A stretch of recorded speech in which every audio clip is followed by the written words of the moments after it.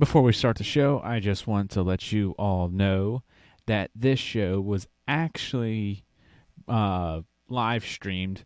You can check it out on our Twitch or over on our YouTube, depending upon when you are listening to this. Twitch.tv/AH101 or Achievement Hunting 101 on YouTube. Most of this will be fine for the audio listeners, but some of the jokes might be better to just watch this instead of listening. But now, on to the show.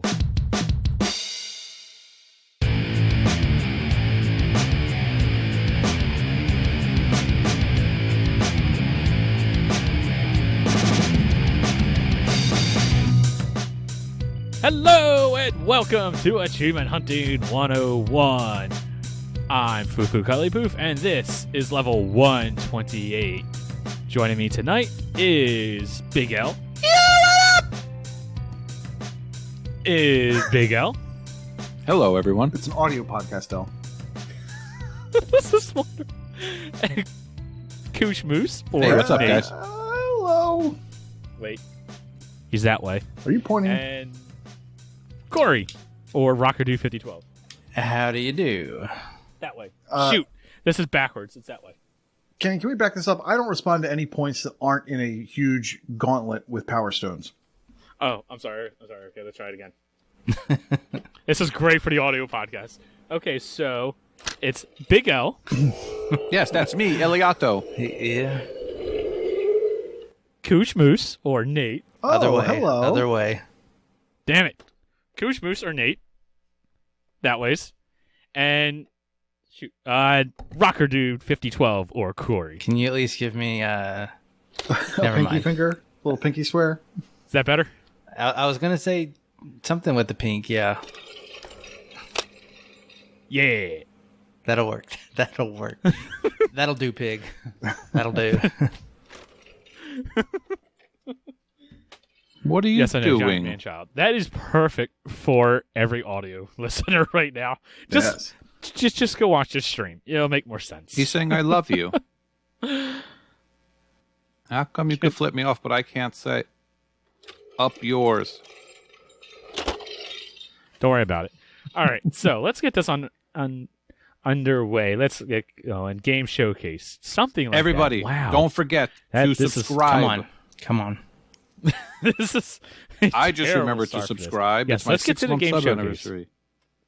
Woo! Well, you didn't Aw. share it in chat, so it hasn't come across did. yet. Share. Yeah, come on, share it in chat. And it's a 1-month streak, which means I Apparently forgot at donate some our point. next life. Oops. Campaign. And exactly how much did that cost you to sub to us, Al? Amazon Prime costs like 100 and something. I mean, free. It's free. Say It's free. $0. Say zero. Oh, right. Yeah. Yes, it's free. So no reason not to sub to us if you have Amazon Prime. No reason not to sub to There we us, go. even if you don't have Amazon Prime Or internet. There you go. or internet. Our stream just got an achievement because you I think we got about subscribed. 3 cents also. You are so sweet. Well, that's 3 cents more than we had. Okay, so for the audio listeners that Oh, look, an achievement. didn't join us live, we are all over the place, and it's because our minds have been scrambled. This is going terribly, and that's all thanks to the game that we streamed before this called Rec Room. That garbage heap train wreck of a game has completely messed with our minds. What did you guys think of the game? Rec is appropriate. It was a game. Hey, Yes, they call it REC room, like it's short for recreation room. Nah, it's like El said, it's definitely. Kenny, are you rec. going to be showing video footage to our video listeners? That's not my job. Corey's got the stream for this one. Oh, all right. Well, So I would if say- he has it handy, he will. Otherwise, go I ahead would and keep say- talking. yeah, so I probably would have never even heard of this game except everyone was talking about how you can get easy achievements in it. You can get all of the Yes. achievements in the game. I wouldn't call yeah, them easy. they were pretty easy. If you know all the hints and the ways to make them work, they're very easy. Yes. If only there was a website to tell Apparently, us about cameras this. only work when you dance. So, there's So any achievement involving taking a picture, you have to push the left and right sticks into dance. And if you are playing as a default character that happens to be African American, do not go stand next to anybody else because they will say bad words to you that make me even blush. That was, Oh, even. that Oh, was that's something. how bad it is. I was called many things. But this game is for Yeah. kids. And they were little kid Yeah. voices saying them. So at first I was like, oh yeah, my kids would like this, but no. They You know what? They are not invited to listen to this podcast. yeah, they shouldn't. They wouldn't like it anyways. We're clean. I mean, I think 3 of the 4 of us don't bathe, but other than that. wow, I mean, define bathe. But Nate found a beard customizer, I think. I did, but they wanted me What? to pay for it, and my beard is free, sir. I do not pay for a beard. Well, that's the only way to do it. There's I mean, no reason and to the pay price for was one. like $250. That's like it's like The 2.5 price was Hawaiian pizzas. wrong, Bob. Saucy Slingo, the other bearded guy, says he hit the beard paywall as well. Oh, that game is too much money. It was not worth Well, the price it of was admission. 700 gamer score when it was 937 TA. So I got 237 TAD. Because, Whoa. I'm still in Now GTASCTT, unlike some other people I know. What? now you For know any- there's 2 achievements left, Al. I will be- And they are for Yeah. hitting level 30 I was looking and into 50. them, I and you wanted have to to say it. log in every day. No thanks. Log in every day, and then you can cheer people, and you can just kind of chip away at that level 30. But have you seen the Wait, TA Saucy- difference? Saucy said he'll- for the Saucy level said 30 he'll one? play with me. I don't see TA difference, Kenny. Not you. I'm talking Yeah, about. it's worth Oh. a lot. Because no one's going to do them. Yeah. Yeah, level 30 is 100 gamer score and 1033 TA. So, But Saucy You're said still he'll in play with me every day, so GTASCTT. now I might have to do it. oh, that sounds Play in terrible. quotes. All right, That's an innuendo. let's More like an out Let's- innuendo. get rid of that wreck. Let's get rid of that wreck. Let's continue on the game showcase. Nate, what have you been up to? Oh What my you been playing? gosh. So I haven't talked about Shadow of Mordor in like a week. Tell us, so I'll Nathan. only talk about it Ish. for 30 seconds. I will talk about it for 30 seconds, I promise. Shadow of Mordor was supposed to have been closed, and apparently it's going till mid-January. instead. January. But I just found out. Yeah, January. I Sorry. like that month. I just found out about that today. So that's a surprise. I did everything I could, and after recording last week, I got both of the 2 remaining achievements I needed. That was the Test of the Ring. So I am done. To top it off, I went ahead and I completed both games, the vanilla and the Game of the Year version. Hey. Completely done. Nice. Yeah, completed, done. And I started the 360, and my goodness, it has to install on your Xbox, so that's fun. It comes with 2 discs. The first disc is the install disc. The second disc is the play disc. And then the play disc doesn't really work. I was playing it, and Wonderful. anytime it came to a cutscene, either the cutscene would not work, and I'd have to like hit B to go out of it, or the game completely froze. So I have not earned an achievement in it yet, and I'm not sure if I'm going to keep trying to go through this game because there's a lot of little cutscenes. So I don't know. I might try it on a different Xbox. Maybe the Elite is a little better. I don't know. So if someone has any experience with the 360 version of Shadow of Mordor on 360, please let me know if it's doable and I've just got like a bad disc or a bad drive. I don't know. Playing a bad But game. that Shadow of Mordor, that game is fun.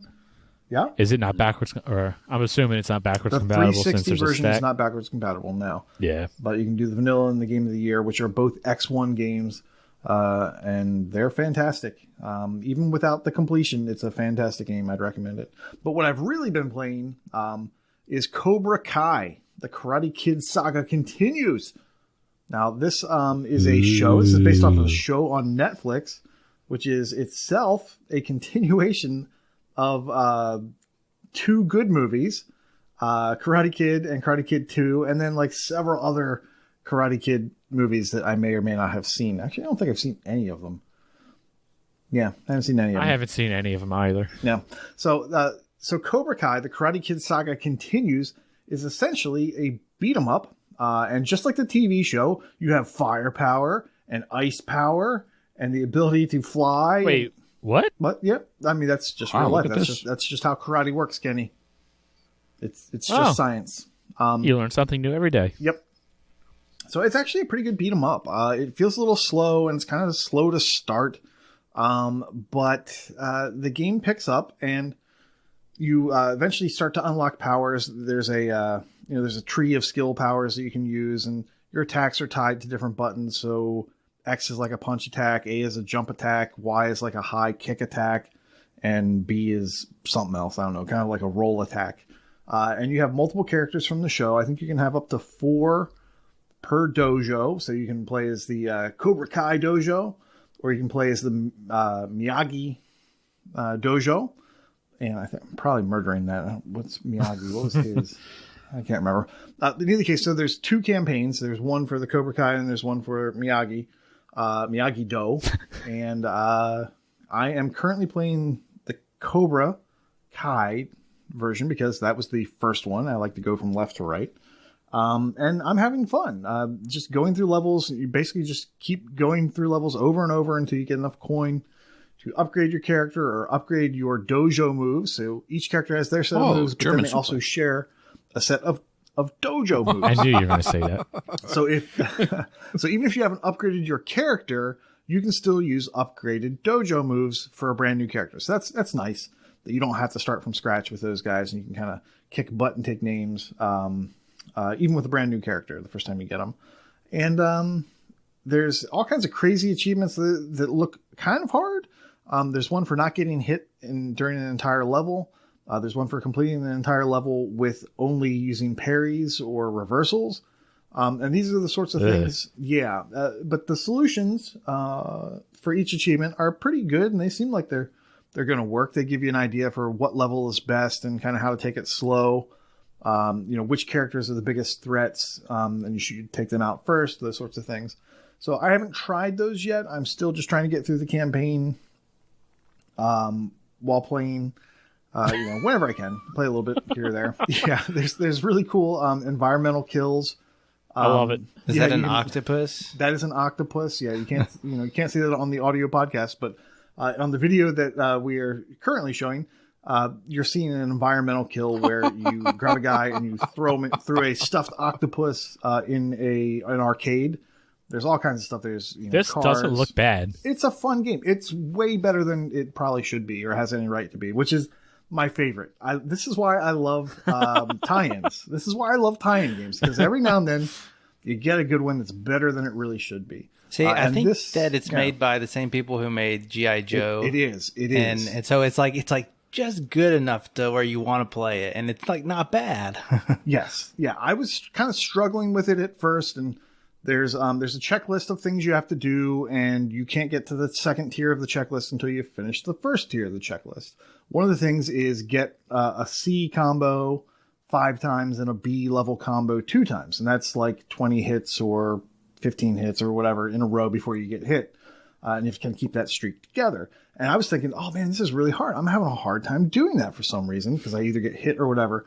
But once you start unlocking all your moves, so your 4 character moves and your 4 dojo moves, it becomes a lot easier to string together these A level combos.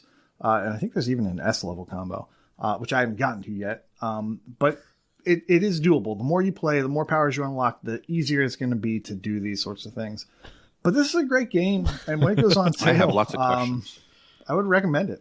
So go ahead. What's the retail price? This looks really good. The retail price, if I had to guess, I would say it's $39.99 right now. Yeah.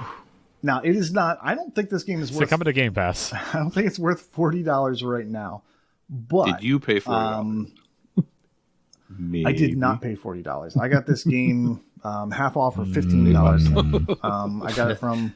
That's more than half. Well, it was either half off, 15, I said 40. half or $15. I can't remember which it was. I think I got it from GameFly used. Gotcha. So I bought it off of GameFly. Wait, that's used. still a thing? Yeah. I can't remember where I bought this one. It was either GameFly or it was cheap from GameStop for a day, maybe. So you have the physical disc. I do have the physical disc. Yes, yes. $40. Smart. Yeah, because the digital was still too high, but the physical was, I want to say it was $15. And this feels great for $15. The value seems there. Now, can a second looks player really play? good. It looks like there's a room for a... I was just about to ask that. I think so. Oh my God, foosball table. I'm pretty sure that it's a 2-player. Local only, probably. Probably local only. This needs online co-op. This would be I so believe much G.I. fun. Joe, made by the same, American Hero. or published by the same people. I think it had local co-op as well. Yeah, I don't know. I didn't look that up. I don't have a person who's capable to play a local, beat 'em up yet. So I don't tend to know these things yet. Yeah, so Sad. Cobra Kai seems to be like the new Tiger King that everyone's talking about. And I have yet to see it. Yes. My parents are like, oh, there's this show, Cobra Kai. I'm like, you guys won't like it. But we started watching it. You won't like it. No, but we're watching it. Like, do you like it? Well, and they said we started watching it, and we said we're not sure if we like it. We're not sure if we like it. But then we started watching, and a bunch of episodes went by. So I guess they like it. It's great because Johnny is so entrenched in like the 80s culture. Like everything, he thinks that all things now are horrible, and like 80s is best. Man. So he's like, he's just Thank you, hilarious. Sausage. He's a time capsule when he's talking to everybody. It's hilarious. And he's talking about how to get babes. Really? And like, he's Well, it's Oh, boy. now the show itself is not super fantastic. So if like you were coming into it without Karate Kid experience, I don't know how you would like it. But as someone who enjoyed those movies, then it's fun. Well, as it turns out, my kids had never seen the movie, and I haven't seen it in years. So we actually just finished watching it today. The trilogy are on Prime Video. Unfortunately, they have ads, but they're free with ads. And I think the next Karate Kid, the one with Hilary Swank, is on Netflix. And apparently there's one with who's that? Jada Pinkett's the Jaden Smith. Jaden? Yes. Yeah. Jaden Smith. Yeah. And I my haven't son seen either apparently of those. they put that on at his school or something, and he was saying how it was basically the same exact thing. But yeah, Did they have fire punches? I and, don't like, know ice about kicks? that. But the original Karate Kid was really holds up. It's awesome. I really enjoyed watching it again. It's interesting to see what you remember, what you didn't from your childhood. But just the there's a lot of flashbacks too. I mean, so if you're watching this, they pull I a can't lot wait. of source material, at least in the earlier yeah, seasons, just the from the first movie. So the You're the Best Around song is just amazing every time I hear it. Saucy did not ask me to sing, but I'm going to sing. You're the best around. Oh my God. Love that song. Yeah. But yeah, I can't wait to watch the But yes, that's sequels the- and see if they're as bad as you remember. I don't know if I'm going to do that. I might watch the Hilary Swank one. Pam Marita died, right? But yeah, he's dead. He's way dead. Spoilers. Sorry. I mean, not in the movie. He lives in the movie. Oh. Just in real life, Spoilers. he's dead. So no real spoiler. Spoilers. No real spoiler. I I'm didn't know excited that. to- Spoilers. Watch it all again. Speaking of other spoilers, Kenny played the game. Was it Cobra Kai? Oh, I see what you did there. Oh, No. No. I never would have spent $40 on that, but now I don't know. That game looks pretty I awesome. still don't want to. That's too much money. No, instead I played some Forza Horizon 4. So over the weekend, I was crazy busy over the holiday weekend and other stuff. And I noticed, I go into one of my nephew's rooms, and I noticed that they're sitting there playing Forza Horizon, and they got whatever fast car that they have, the Mustangs or whatever. I'm like, oh, that's nice. I bet my Bugatti would cars smoke have that. spoilers, And they were I like, get it. wait, what? You got this? Yeah, good job. You're like, you got the Bugatti? I'm like, of course I got the Bugatti. I've got all kinds of stuff. And they're like, oh, you should play with us. Let's play. So I go downstairs. I get the game ready, and I'm like, all right, I'm on. I go back upstairs. I'm like, why aren't you guys getting on? They're like, Oh, we left. We went to play Madden. Well then, okay.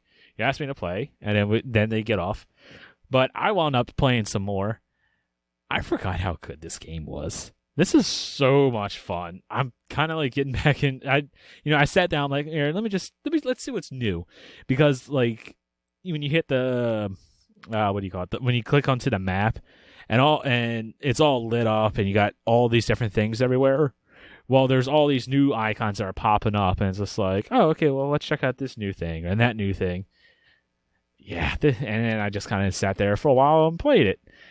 This game is, like I said, this game is just really good, a lot of fun. I actually like 3 better than 4.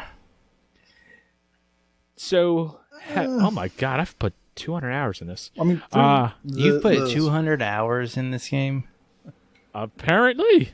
I knew I played this game a lot, but I don't know. I gotta look at this up. Oh, you know what? Hold up. I know why. So that was something else I wanted to mention. If you play this, you know how you have like all the different what are they called? Like challenges and stuff like that to level up. Well, I noticed that one of the challenges was to stream on Mixer, and I saw it and I went, rip Mixer.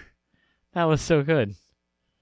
And that's why I have so much time into this, because I would leave it on so I can get credits. I could sit there and get influence and whatnot. Free spins, yeah. Well, did it work for you? Oh, yeah. I'm level 180, I think. I've got a ton of cars and credits and stuff like that. Are you sure you're talking about 4? Okay, never mind. There you are. I'm trying to see how much more stuff you have than me. Not much. Not a whole lot, at least.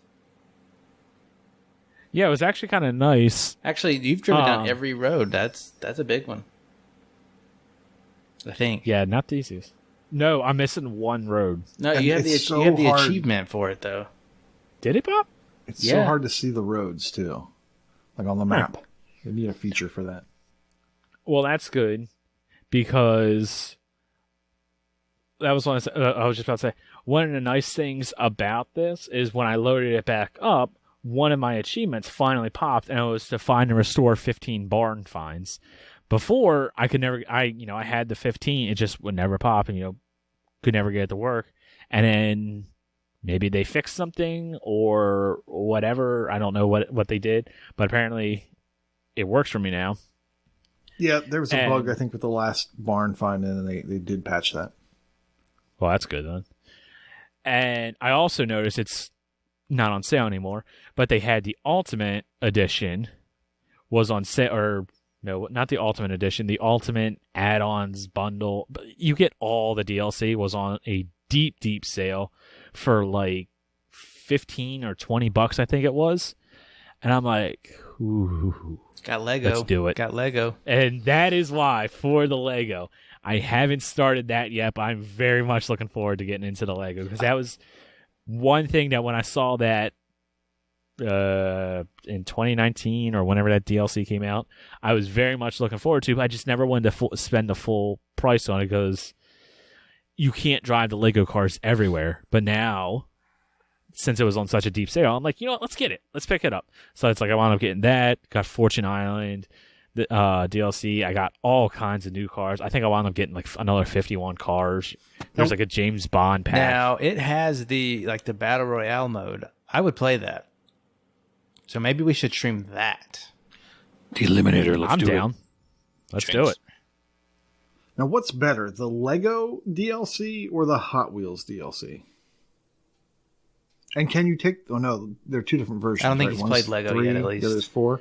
I haven't played the Lego yet. I've done a little bit of the Hot Wheels stuff, and that was one thing. Actually, while I was playing, one of my nephews was watching me, and they play GTA, and sorry, my dog just like they like play GTA, and they do all the crazy racing with the ramps and the spiral, all that, whatever that crap is, and that's actually in this game now. I'm like, oh, okay. Well, this is interesting. I don't know if Saucy is punking us or not, but he just posted in the chat, and I don't like to do this, but I have to share this, that the Lego has a radio channel that plays Everything Is Awesome on repeat, like endless loop. That Is is that for awesome real? in and of itself. If it does that for real, then that's it's pretty amazing. Well, we have Fug backing it up. Oh, there's a user submission. Everything is awesome. There's a user submission from XNeo21X who says, I know my gamer tag is terrible because it has X's in it, but I swore off Forza games after my save data corrupted on Forza 3 when I had about 950 golds out of the total 969 I needed for the last achievement. Wow, that's nice. You should still play Forza 4 that sucks. because it's pretty. And that's something that was like one of the first things I said when I loaded this game up, because I'm still on OG Xbox crappy hardware. Yep. Crappy TV. This game looks so good. Oh my god! What they are able to do on like my crap 2013 setup. I can only imagine what this game would look like if you had the Series X or a high-end PC and like whatever the new best monitor is. This game would look absolutely stunning. Yeah, by the time you get a Series X, Halo Infinite will come out. I don't know what year that's going to be. Probably right. Before we continue on real quick, Corey, you said you liked Horizon 3 more than this. This is the first Forza game that I've actually jumped into. I'm not the biggest racing fan. I like kart racers more than, real. Why do you like Horizon 3 more? I don't know. It just the seasons thing I don't care for. You gotta. It's not America. It's Australia. For one thing. I've only played 402. But I don't know. I don't really like the whole seasons thing that 4 offers. There's some limited time things you just have to wait for. That said, I only put like 10 hours into 4, where I don't know exactly what I put in 3 off the top of my head, but if I had a website that would tell me, it would say that I put 60 hours in Forza Horizon 3. Ooh, that's still a good chunk of time. Yeah, and that's mostly probably almost all base game. I don't have the DLC. I haven't played it much, but I don't know, just something about it. 4 has that like 4-hour long tutorial. I don't know, something about it. I mean, I've heard other people on other podcasts talk about how they like Horizon 3 better than 4, and they say that Horizon 3 is the best racing game of all time, but I don't know. Like I said, I've only played 4. I mean, 4's not bad, but my daughter is a huge Forza Horizon enthusiast, and she prefers the Blizzard Mountain of Forza Horizon 3 to the seasons in Forza Horizon 4, but for driving cross-country, Forza Horizon 4 is much more open, and it's better for crashing through stuff. The wisdom of a 7-year-old. Yep. Well, is it bad that I actually like doing we're just crashing through stuff also? Whenever the GPS is like turn left. No, plow straight through through everything. You don't take the roads, you just there's the waypoint, just go. Where we're going, we don't need roads. That's the next movie we gotta watch. Oh, is it? Well, what game have you been playing now? I have been playing that game actually, but I'm going to talk about something else. Is that an Elliot way? What do you want to talk about? I want to talk about one of Corey's old nemesises. Oh, it's the old games. Yep. Fit your MO. Go ahead. No, it's not an old game, but it's a new game that looks like it's an old game. It is League of Evil. That's like every rat. It is a rat. That's an old game. Oh, because it's like a year or two old. League of Evil. Well, yes, this is like a Super Meat Boy type game where the idea is to go through little rooms and you'll die a decent amount of time trying to figure out the room. And you have to get 3 stars and get the briefcases in each room as well. What I guess I didn't realize is that you don't have to get the 3 stars in the briefcases on the same run. So at first I was like, how do you get the 3 stars? I'm doing it as fast as I can. And then my son is like, try getting it without the briefcase. I'm like, that worked. So now, I'm going to stand by it that League of Evil is probably one of the best rat games there is. It's not bad. I not finished necessarily a the high first bar. world, and there were 60 levels. I got 3 stars in each.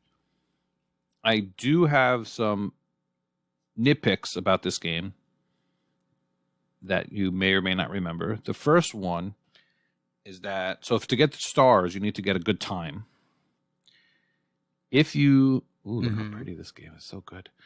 So the big nitpick I had is that usually in games like this, there's a button you can press to suicide if you're having a bad run.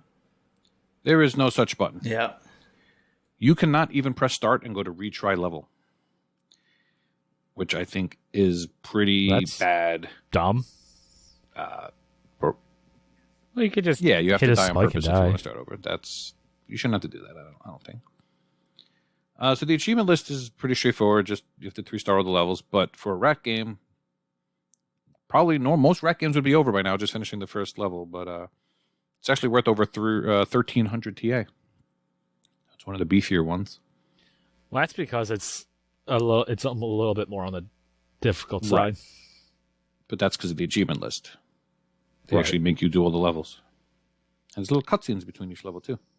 They learned shortly thereafter to not And I let us definitely do remember that. one of Corey's first streams where he was stuck on a level and then he persevered and got it done. That was a I good remember time. that. Oh, Yep. I recognize that level. That's because apparently 8 years ago, League of Evil 2 came out on the I was gonna say, phone. that guy's big. So Wait, 8 years ago? Yeah. 8 years ago. Like you said, it's an old game. That's 2 though. That's League of Evil 2, which we don't have. Come on, Rat. Come on, Rat. You can do it. Yeah, so League of Evil is a game. It was not bad. Last month, I actually didn't do too much of my random to-do list. For me, I only got like 11 or 12, which is not like me. So this month, it showed up, so I did it. I already have 9 this month. So I'm looking to do better, but GTASC is looming. I have lots of GTASC stories. But I'll let Corey talk about something first. Go ahead, Corey. Go ahead, Corey. So I did something over the past 2 weeks since I've last been on this show. Oh, you were on the show last And week. from what I took remember. off. Yeah. So I took off work and I said, I am going to just play games that I have bought that are good games, quote unquote good games, based off of, the rumblings around the internet. And I'm going to play them. And on the top of the docket was Control and Avengers. I did experience those, but something happened right when this started, and Immortals Phoenix Rising appeared on my Xbox, and it was a glorious moment. So I decided to just jump in to this game, and I thought I would like it, but I really liked Immortals Phoenix Rising, like a lot. Look away, Nate. I played. I can tell. Like I you like it? I You don't liked just liked like it. it? Like I would go steady with it for a little bit, which I did. I pretty much mainlined the game for I think my save file said right under 18 hours.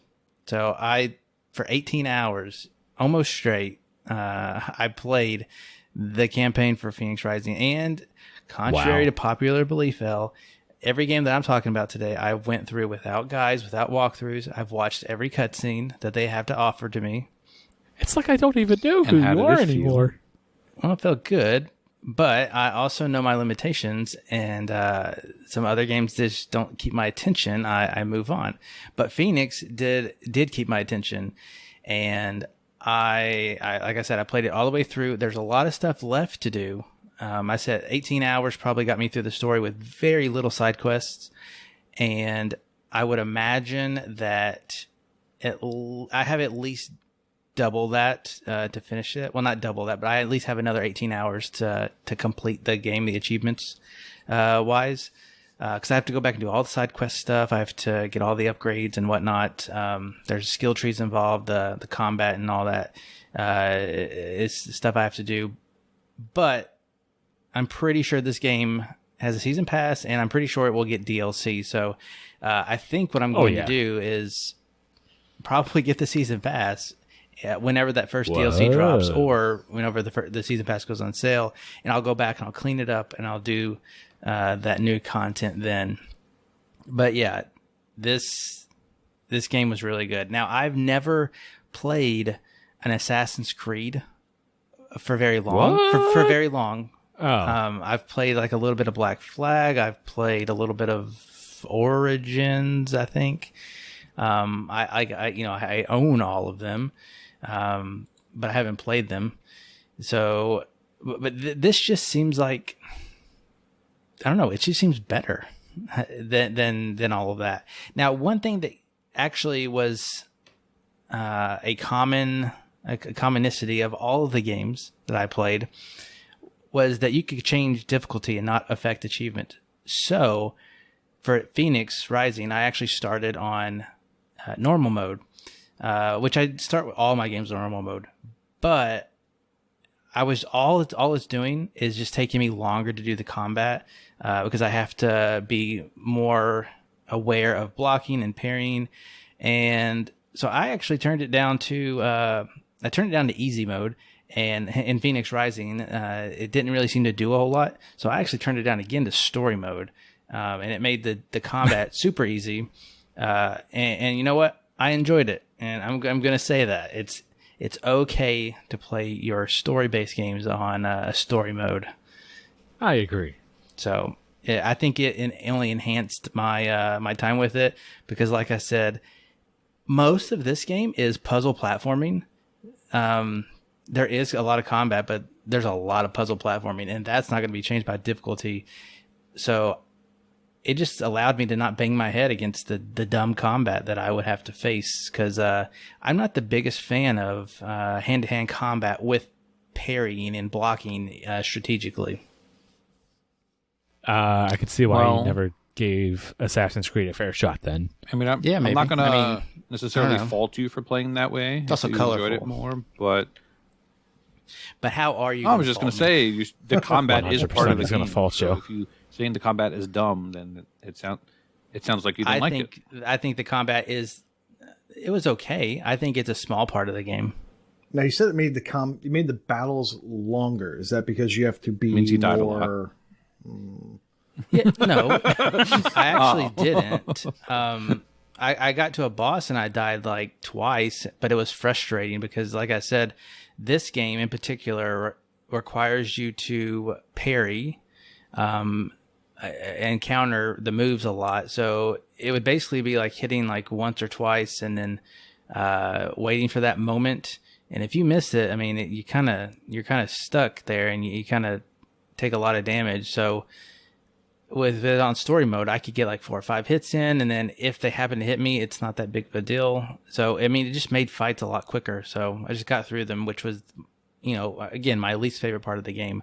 I like traversing the world. It's very colorful. Very. And then, like I said, it's a lot of puzzle platforming. It's kind of like Recore, where you go into dungeons. You're going in what's called like vaults in this game, and you're just doing a lot of puzzles, and each kind of sector, like that you kind of go in, like their vaults have their own gimmicks. So it's mostly that, I would say, puzzle platforming. Two questions. I've heard that there's a lot of humor in the game, and I've heard some people call this a comedy. Oh yeah, it takes the Greek mythology, the Greek mythos, and puts a funny spin on it. I really enjoyed it. Oh, that makes me want it. Like you're living out a story that's being told to you, or it's being told. Okay. Yeah, interesting. Okay, and then the second question is: do they? I want no spoilers. I want to go into this completely with no knowledge, aside from years and years of reading Greek history, Greek mythology. Do they set it up for a sequel? Does this look like something they're going to make into a franchise? It's Ubisoft. Yes, of they course. will. I mean, there's towers. I mean, actually, you do scale stuff to yeah. All their games are the same. I think right now they're setting it up more for DLC. Just DLC. I don't like something big would have to That'll be a happen for it sequel. to be a completely new game. Like they go to, I don't know, Norse mythology, maybe? I mean, yeah, they could. They could do. That's they a could do God of War low-key reference. Norse mythology. But yeah, it That was bad. Yeah, that was bad. Neo That was very said bad. he dived Phoenix this weekend and he enjoyed it for the hour he played it. He wants to wait until he gets a Series X to play it. He says it's more like a Zelda game than an Assassin's Creed game. Yeah. Without playing Breath of the Wild, I would probably say, yeah, this like visually looks more like Breath of the Wild. And that horse part. That was the one thing I was going to say. Everybody is talking about how this is basically Ubisoft saw how much money Breath of the Wild made, so Breath they're of like, the hey, Wild- let's do that. If this can be compared to Assassin's Creed, I much prefer this art style, and just the whole gameplay mechanics. Breath of that the it Wild offers. borrowed a lot from Assassin's Creed, though. Just want to play this. Assassin's badly. Creed just is really boring to me.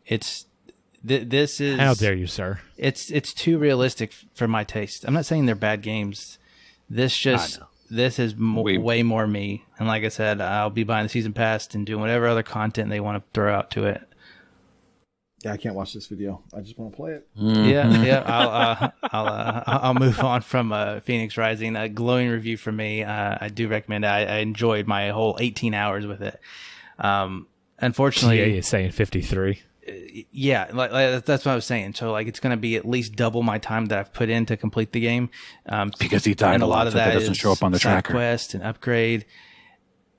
And so I'm just going to wait for the DLC to come out to kind of revisit that. Because I wanted to get through other games. And so the next one in line was Avengers. Just to throw that out there real quick before you go on to other people. I played Avengers. That's because my Friday night group, it's on our docket. We've all bought it.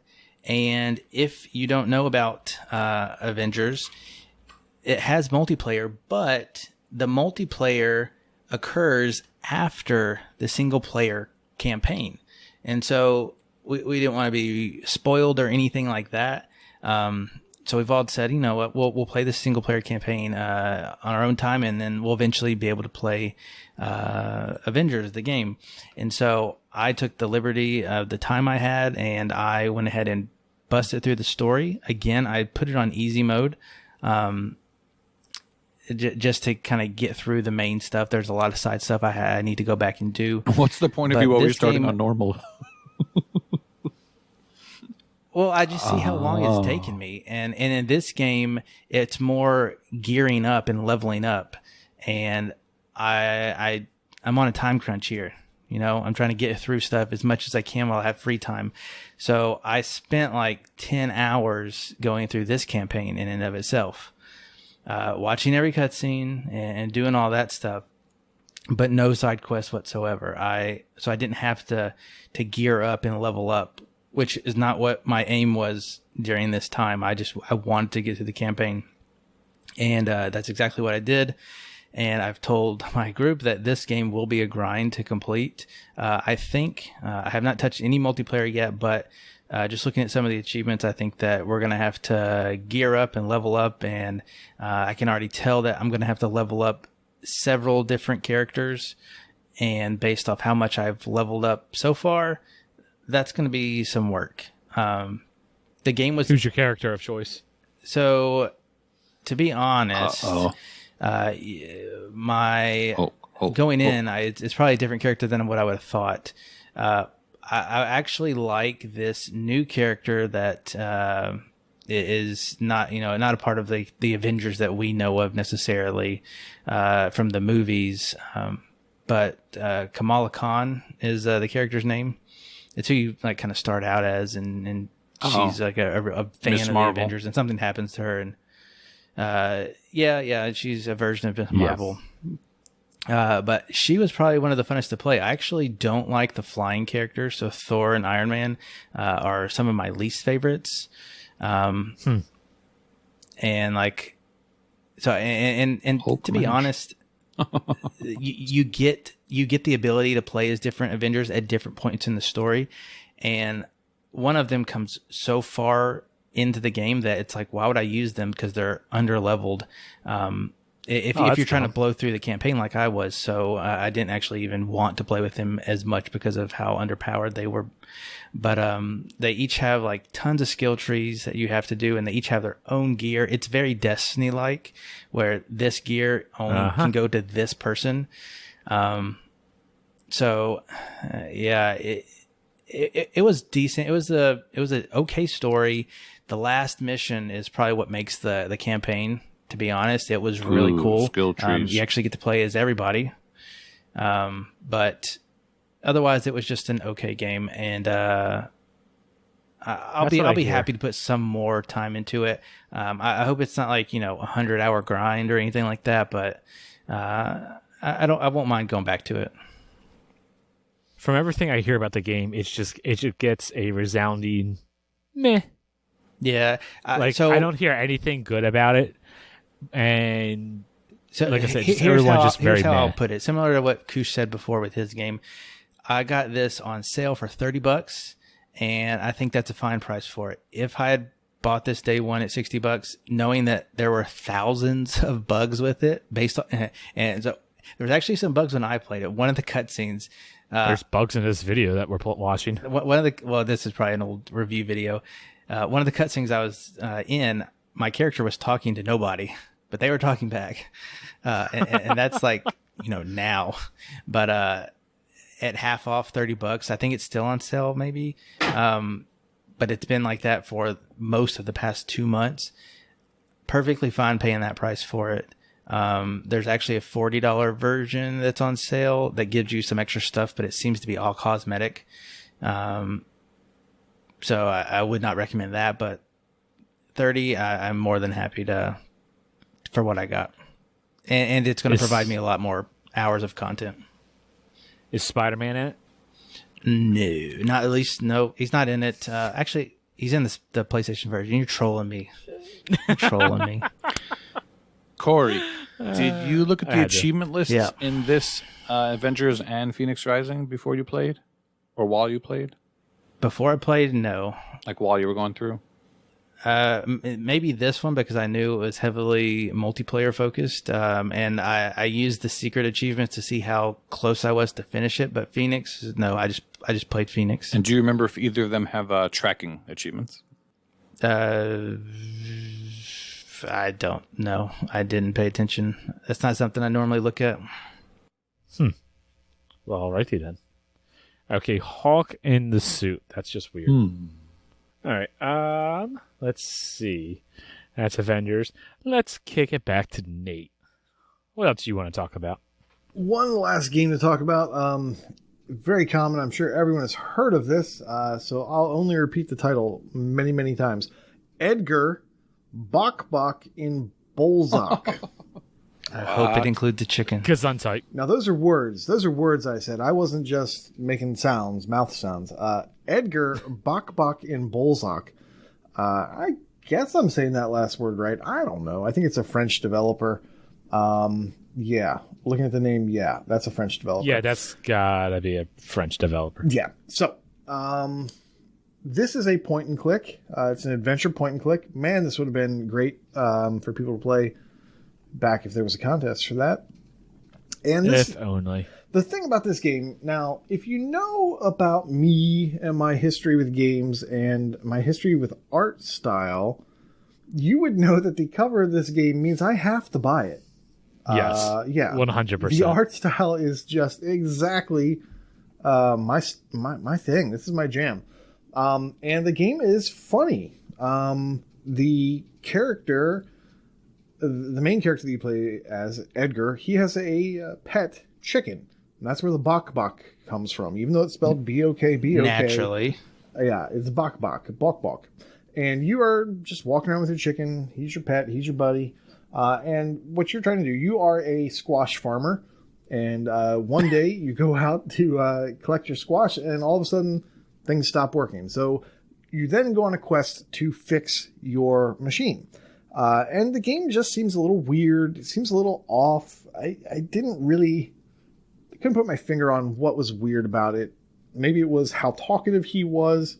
Now, Elle, you would love this game because you have to talk to people multiple times. Ooh. And yes, and their answers change. And that's that same old tried and true method of keep talking to them until their answer changes, until their answer repeats. And once you get to the repeated answer, you've seen all the dialogue that they could possibly give you. Now, as for the achievements, I don't think there are any missables that aren't too hard to come back to. There's one missable for talking to somebody 100 times.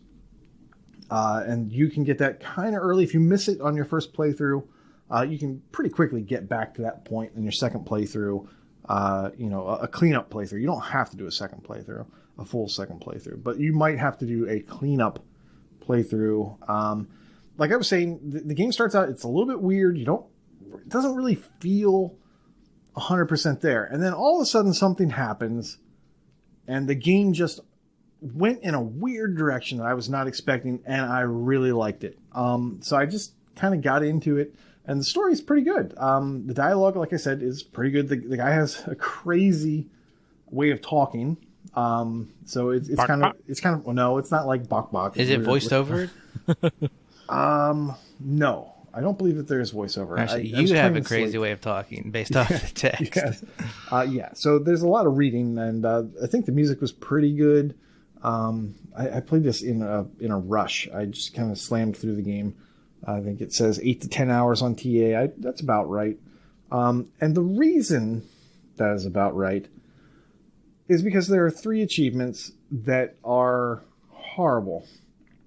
So beware. While the game is fun, the art style is cool, and the dialogue is interesting, there are 3 achievements that have been designed to ruin an achievement hunter's life.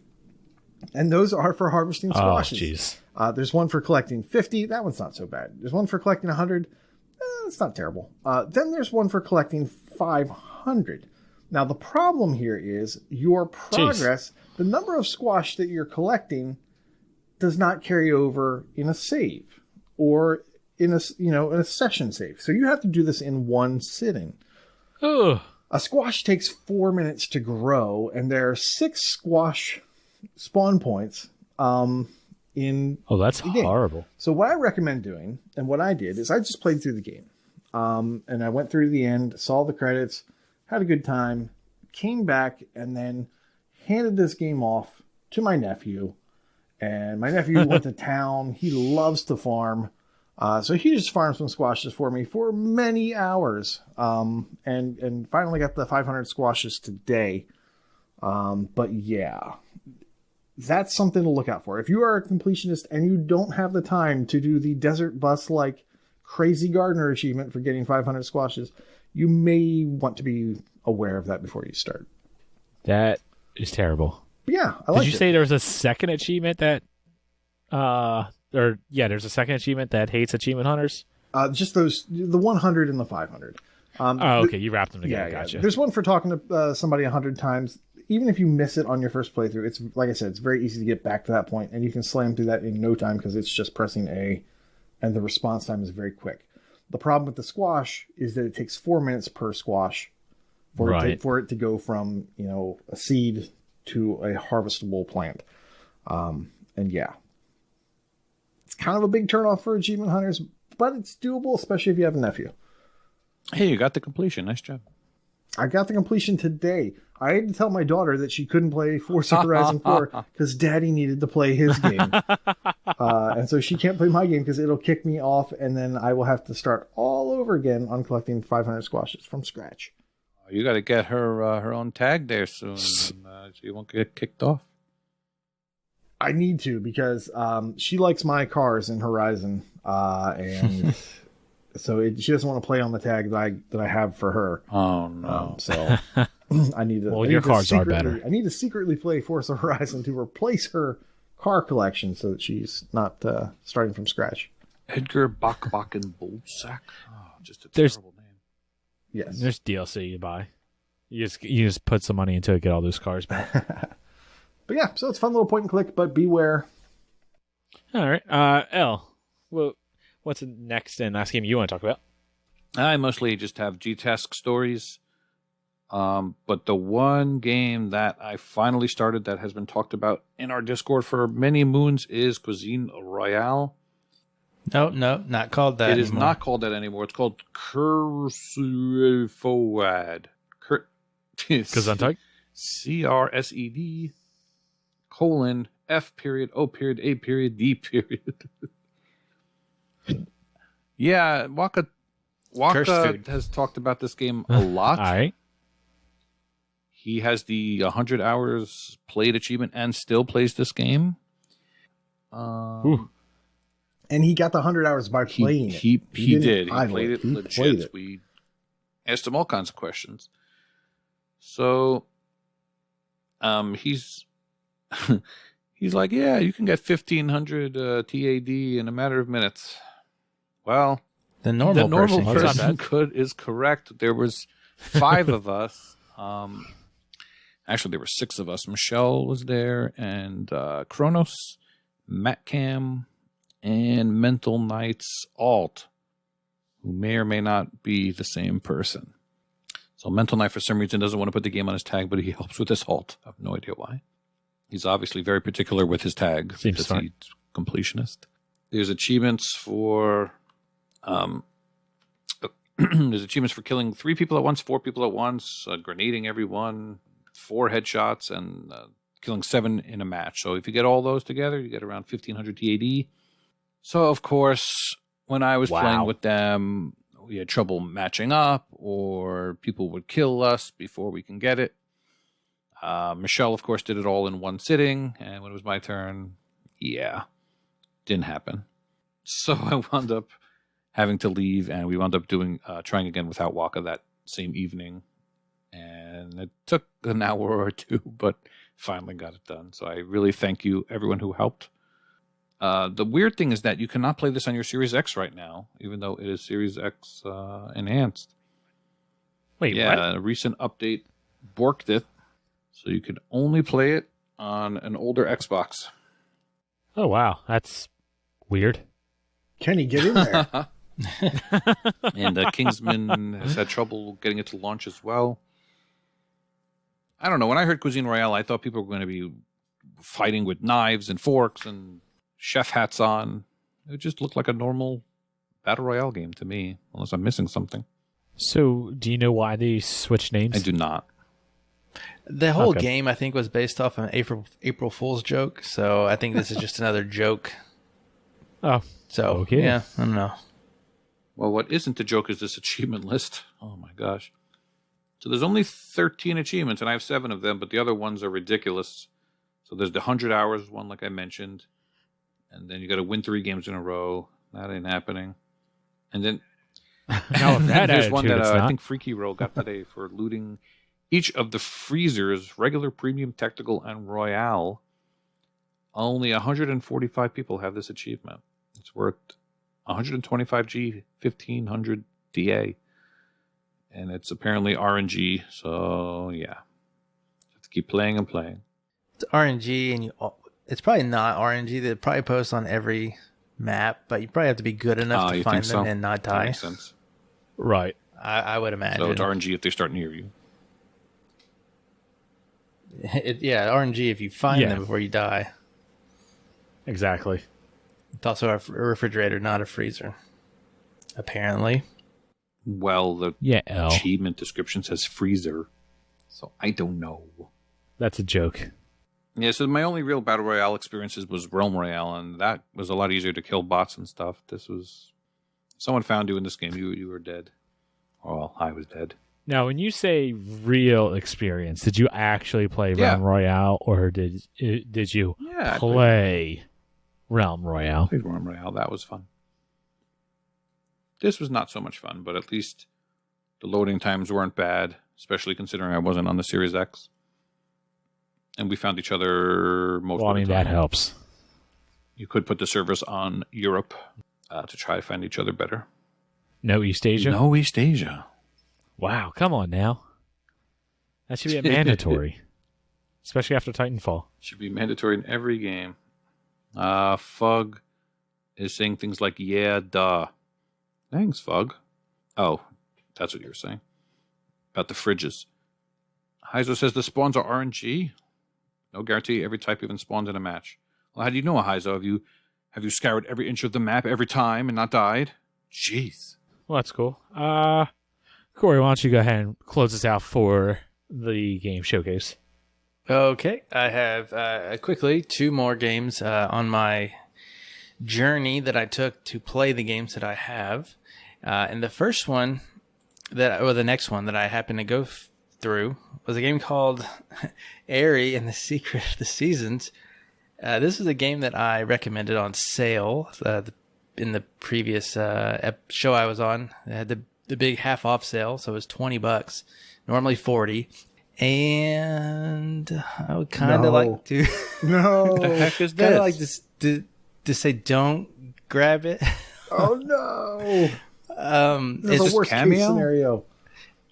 I'm not saying it's terrible, but it did not keep my attention for more than like an hour to hour and a half that I played it.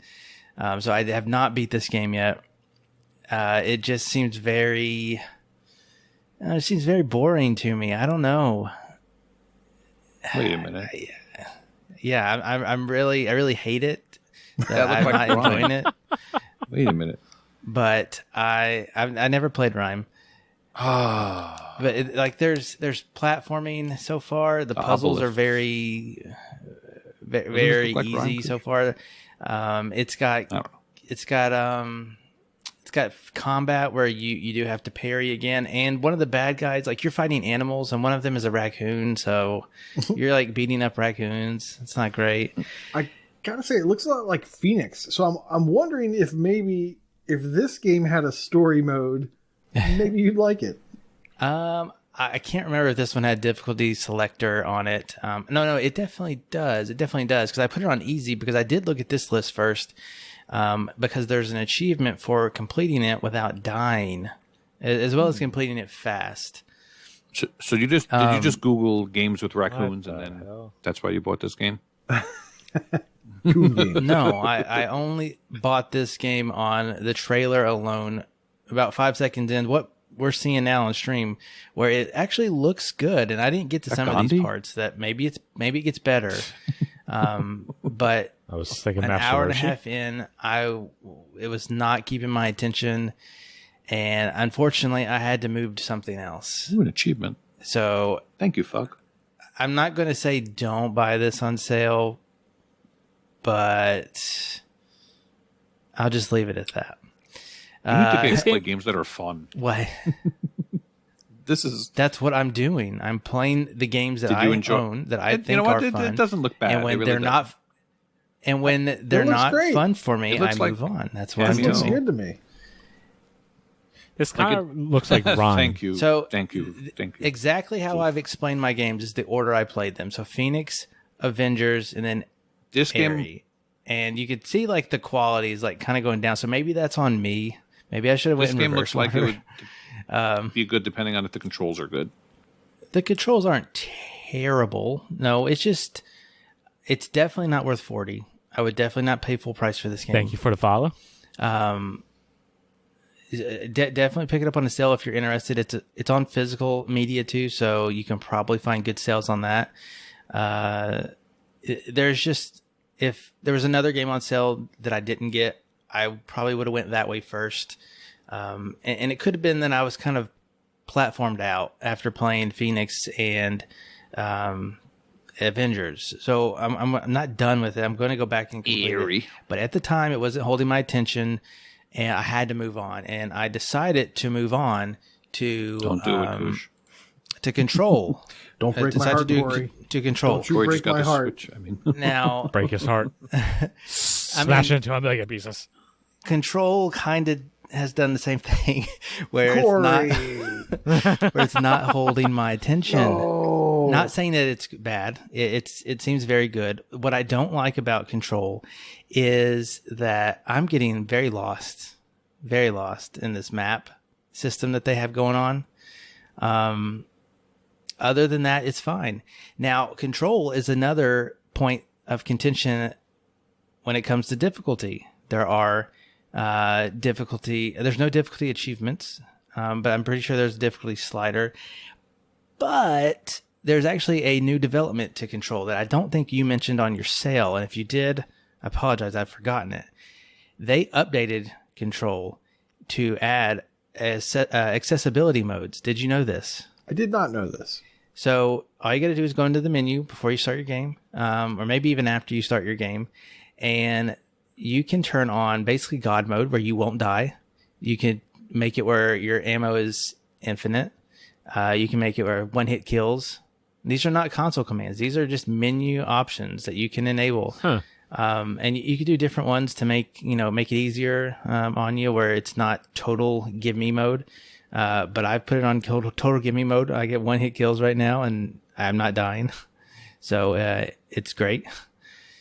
Well, but that's probably why you're not into it. There's no challenge. No, it's not that. Like, I'm watching every cutscene. It's just, I think Alan Wake probably did the same thing. Like, it wasn't like super compelling for me. I don't remember Alan Wake that much. I do remember Quantum Break. Quantum Break was decent. I played through all of that. But this one, like, I think it's the map that's getting me. It's just very confusing where to go. It doesn't tell you too much. You definitely have to pay attention to the actual game world. Like, there are signs that say communications department to your right, and like you have to go to the communications department, and maybe even a special spot in there, and you have to go and find it. And I don't know, it's just kind of like, I'm glad I only paid $20 for it, and it's probably pretty good as far as, it's definitely good quality. It's just, it's been kind of boring to me. And you can tell me that that's because of the combat, but I don't think so, because that's not what draws me into this game. Now, you did mention that you had dived at Koosh and you liked the gunplay. I do like the gunplay. Yes. That does feel pretty solid. I like the gunplay, and I like the destructibility of the environment where you first get the gun. Now, I don't know if that holds true for the rest of the game, or if that's only in like the VR type segments or whatever, but yeah, I mean, you're breaking my heart. This looks cool. I'm only done like 3 of the main chapters. There are certain events, and I did look at the achievement list after a little bit, and like, you have to do like 5 of these events. Well, these events will randomly pop up in the game, and you are timed on doing them. So like, you have like 20 minutes to do it. And so when that pops up, you have to like, there's fast traveling. So you can fast travel close to where you got to go. But then you got to like do the thing. And I almost missed out on one because it was not like spawning enemies that I was near. Could not figure it out for the life of me. I got it with like 2 minutes left after like going around in circles. And then now I fast traveled back to where I'm kind of need to go, and then I saved it and I don't know where to go from now. So I'm kind of stuck. When I've heard negative criticism about this game, it has always been the map, and the fact that context is the map. You have to look for signs in the environment, and I think people also compared it to the Star Wars Fallen Order, in that the map is kind of confusing, and could definitely be improved. But yeah, and Neo said in chat, he says Control has 0 hand holding. There are things that things that the game does not tell you that are very important, and I could see where that is definitely a true statement in the little bit I've played.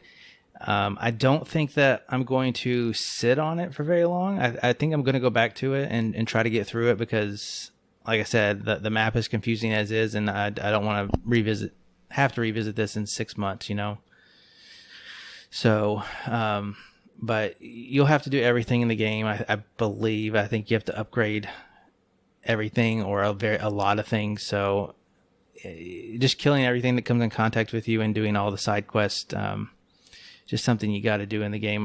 There's one thing I'm not doing. I didn't do it in Quantum Break either. I'm not reading all the dang collectibles you have to find in the game. I do want to point that out. There is an achievement for getting like 180 of them, but there are more than 200 in the game, I believe, and they're very apparent to you. So I would not follow a walkthrough or look for a guide for them. They'll show up, and you can go back to areas, which kind of brings me to a point. There is a little bit of Vaynerness to it. I can see it, just a little bit. Like, you're not really locked on progression by ability so far into what I've seen. You're more locked on, you can't get through this door because your security clearance isn't big enough.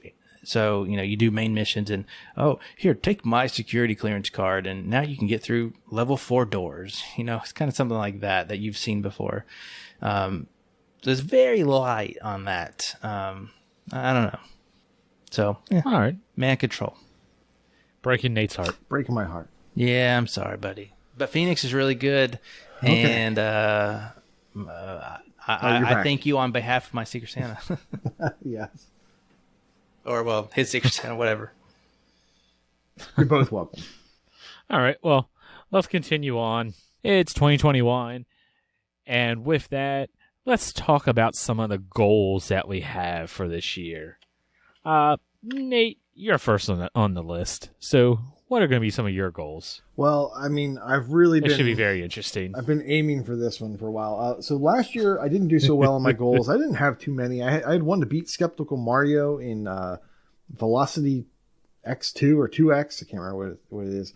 And we didn't compete in that at all. Like, he didn't get around to it. He had other stuff going on. That's a great game. And I needed the motivation to go back in and do the mind-bendy parts at the end. So I didn't really do any of my goals from last year. I failed miserably. This year, I've got one goal, maybe two. My primary goal and my mission in life is to get number 1 in tower defense gamer score in Maryland. Just to block it. Just to block it from FuFuCuddilyPoof, who says he loves tower defense. And yeah, I'm just going to make it impossible for you to get there. That is my goal in life. In 2021, if I can accomplish that, then it's been a great year. And 2020, it can be erased from the books. The other goal that I have, which is going to be harder to complete, is to play more games to completion. I tend to be a social butterfly of games, and I like to jump from experience to experience. And what I'd like to do for at least the first week of 2021, while it's still fresh in my memory, is to spend more time in the games that I'm jumping to. Try to get more out of them before I move on to that next experience, and then have to go and come back around to this thing later. So that's just a general goal. Nothing that I can really measure too much, but I just want to try to do that. Like when I went back and finished Mordor, I was wondering why I never finished them in the first place. They're just so good. Aside from the difficulty of those trials, why didn't I get everything else? So I would like to clean up more of these things as I start them. That's pretty much my goal. All right, they're good goals. So if just because I assume someone is going to be wondering what that actually looks like to be in Maryland, as of right now, Nate is number 7 on the leaderboard with 3,565 TA or gamer score. I'm number 4 with 4,155. And some guy whose name I don't much care about because we don't know him is in first with 5,550 gamer score. Yeah, it's not that hard to climb. Easy. Like I get this done in like 2 days. So, yeah, it's really not that hard to climb the gamer score. I should get that done so I've got the rest of the year open. Is really what I should do. But yeah, I'll be honest. I've just been cheap. There's been a few games that you can play and you can quickly get this leaderboard. I just haven't done it. I've either been waiting for a deep discount because it's one of those things where I don't want to put a lot of money into it just because, and it's not going to be difficult. I will say, have you by any chance looked at the gamer score, the Maryland gamer score leaderboard, like as a whole? I did. I looked at it just the other day. I just looked this today. I did not realize this. So we actually have a millionaire in Maryland. I did not realize that. Well, it's pretty new because I didn't see him there the last time I looked. Yeah, he's at like 1,042,000. Yeah. And let's see, where were you at? I forget now. 7. I like to be 7. Yeah. You really do like to be 7. it's kind of fun looking at the Maryland leaderboards because I'm a decent amount up depending upon which leaderboard is, or I'm towards the top of any boring leaderboard, and then Nate's always right above me or right below me. And when you originally posted this in Discord, and when I originally saw that, I'm like, all right, I see you. I see you. I'm going to come at you with that one, and I'm going to beat you at your own game. I'm going to beat you at shoot 'em ups. So I click onto the leaderboard. I'm ranked 20 with 11,983 gamer score. I go to the top, and there's KooshMoose with 41,000 gamer score. I'm like, you know what? Let's find another leaderboard. I knew you liked the shoot 'em ups, but wow. I do like the shmups. You really got that one. I did not realize you had that much in shoot 'em ups.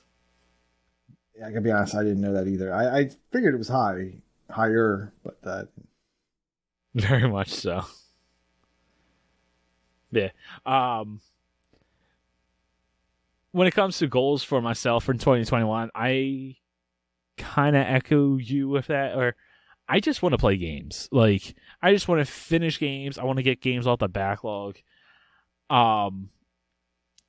And when I kind of set like a personal goal, I'll probably keep track of it just to see which games, and at the end of the year I can look back and see what I got. I would like to try to just finish 25 games. And when I say finish, I don't mean like complete and get all the achievements.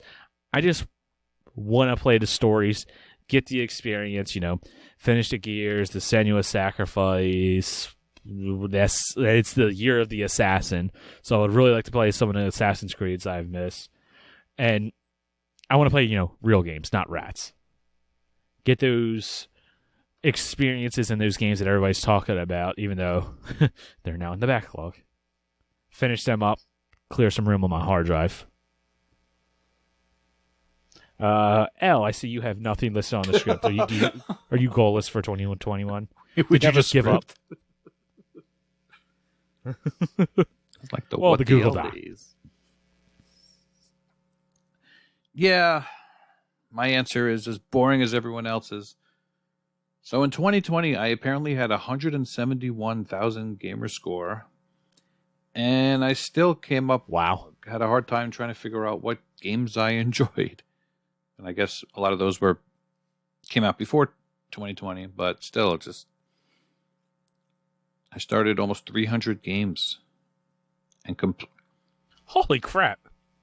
Well, when it says games played, is that... Oh, no, excuse me. I started 171 games, played 300 games, and completed 150. But while I've been doing this, my slow goal is to raise my completion percentage. And when I like to raise my completion percentage, it's not just to have a number to brag about. It means to me that I'm playing my games and getting the most out of them. Like you want to do. So it looks like I worked my way up to around 73%. For the longest time, I was well below 70. So it's thousands of achievements to get up there. Not bad. Not bad at all. Yeah, I mean, I definitely set some gamer goals. But most of them are just the usual that I've been doing. I want to get to 75% completion. A couple of weeks ago, I remembered that Final Fantasy VIII was my 1,000th game, and now I'm already up to 1,020 games on my tag. This is not what I want to do. But I think definitely GTASC is definitely playing a role in this. I'm definitely starting games like Cuisine Royale that I'll play once, get what I can out of it. Rec Room. And that kind of stuff doesn't damage the tag too bad, but it's like, ugh. So yeah, I think I want to play some of these games in my backlog like everyone else wants to do. I still need to go back and do Assassin's Creed 1, so I'd like to do that one. You never played that? I have played it, but it's been a while. I always complain that it doesn't have subtitles, so it doesn't draw me in. There was a talk about that in the Discord recently. I prefer to have subtitles. It's also much more monotonous. But I'll have to... The later ones have definitely improved. I'm sure they are. Yeah. That's basically what I want to do. Just complete more games and play. I don't mind playing a game that's 10 years old, 15 years old, 360 game, doesn't matter. I'll play whatever. But it's been nice completing some games. And Corey, what about you, brother? Well, I'm kind of relieved that nobody's really doing gamer score goals because those are kind of dumb now, right? A little bit Bullet dumb. Beat now has 3,000 gamer score. What do you mean it's dumb? It's too easy to get gamer score unless you're going to put 500,000 in a year. I mean, I did over 200,000 last year, and That's the point I was making. Not hard. So, if you're some of us. And I was looking. I really don't have any goals that I set last year. Like I did like a 400,000 by my birthday, and I got that pretty easy. But that was early March. And then I set one to beat gamer score beat What the Fug's gamer score. I'm not actively doing that, but I'm a good bit of the way there. But I did set one on New Year's Day, and that one was for getting to the 10th position on the gamer score leaderboard for Metroidvania. The whole site, not US, not Tennessee, because I'm first there, baby. That's for the whole site. 10th in gamer score. I'm currently 30th place. And if nobody moved but me, that would be 10,000 more gamer score in those games. So I think this one will be challenging in and of itself. So kind of, a meaningful goal. And it will be in a genre that I want to climb. Now, obviously, nothing you accomplish will count if you don't play Symphony of the Night this year. Just letting you know. That one could happen. A 360 Vayner will definitely happen this year. That one's not at the top of the list, I'll tell you that. It's 200 towards 10,000. That one's on the list, closer to the top. I have not played it yet. I haven't played any Vayners yet this year, so I'm doing really bad at that goal. Coming soon will be Carry On, Windows 10, or Ori and the Will of the Wisp. Those are probably my next two that I'm going to be focusing on. Carry On just to kind of get it done with, and I won't have to worry about it once they tell me it's leaving Game Pass. And then Ori, just it's been a year almost. I just need to finish that up, which is the hard mode run. No abilities, no death, speed run kind of deal. So I just need to go through that game a few times and do that. Although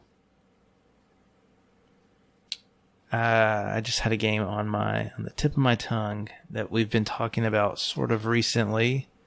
Messenger? Yes, that was it. That one's probably on my radar too. Everybody keeps talking about it, and I need to finish the console version. And I'm at the midway point. If for those who've played it, so I just need to get through that part again. And I think I'm going to stream the Gauntlet, the race attempts. So that will be something I'll be doing. So you should Messenger, gamble on that. New Ori. Yeah, we can should gamble. Have an over-under. There's a thing on Twitch. Yeah, we should do gambling. So yeah, Ori, Will and the Wisp, Messenger, and Carry On will be how I'm going to start that goal this year. Kenny just took a number we 2. We just finished our goals, Kenny. So I'm going to try to get top 10 in the gamer score leaderboard for Metroidvania. Where are you at now? 30. Well, you can do it. I have faith in you. That's 10,000 gamer score without anybody else playing anything. I have faith in you. You can do it. In a genre that I've played a lot in. Like I said, it'll be challenging, but I'm looking forward to it. All right. Well, something that might help you is if any of these games are on sale, pick up some cheap ones. But they're not. Bad segue. Dang it. Almost nailed it. Well, either way, Nate, why don't you go ahead and tell us what's on your list? Sure.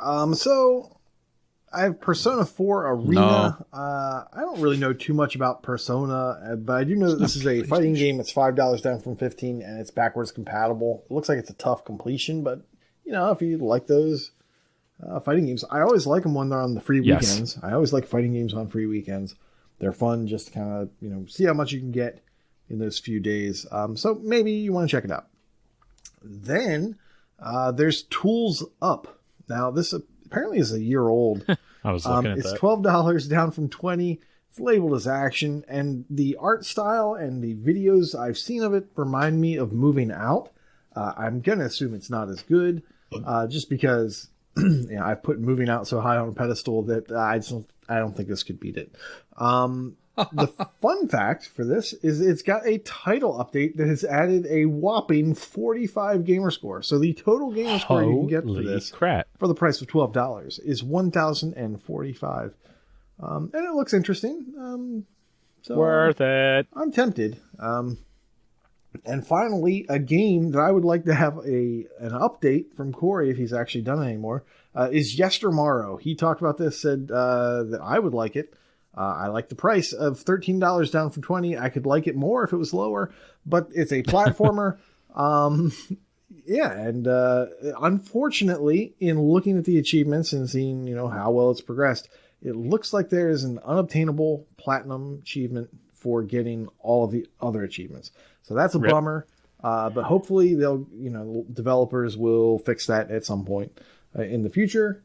Well, it's not for getting all the other achievements. It's for getting all the journal entries. From what I remember, that's not achievement related. Luckily, though, I'm seeing some of the other achievements have unlocks. Before some of those were broken, I did play this when it came out. I beat the story. It's a good game. I definitely would recommend it. I think you would like it, Koosh.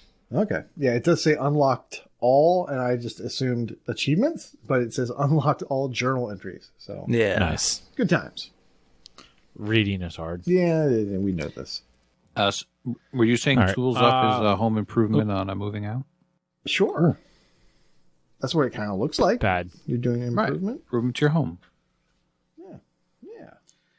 Do you have a goal to buy, 300 games or less this year? Why would I set such an unobtainable 3,000 games or less? That one is a little more doable. Just because I put a game on the wheeling and dealing doesn't mean that I buy it. I think you buy... I'm probably not going to buy Persona 4. There's a stack. Oh. Yeah, this sale wasn't that great, was it? It wasn't fantastic, but I was surprised to see Yestermorrow. I'd like to see it go lower. But we did just come off of a big sale. It's true. We did. Corey, do you have anything? Yeah. What you got? There's a game that's been out for a little while. That would be... it's been out for a little while. It contains games that have been out for even longer. That would be Disney Classic Games, Aladdin and The Lion King. $20 game. On sale for $8. So pretty big discount. Probably the cheapest it's ever been. And it's notable because these are really hard games. But with the inventions of save states that were apparent in 2019, this game, this completion, can be had in 1 to 2 hours. And that's 2 games, and that's beating them multiple times. You can use the built-in.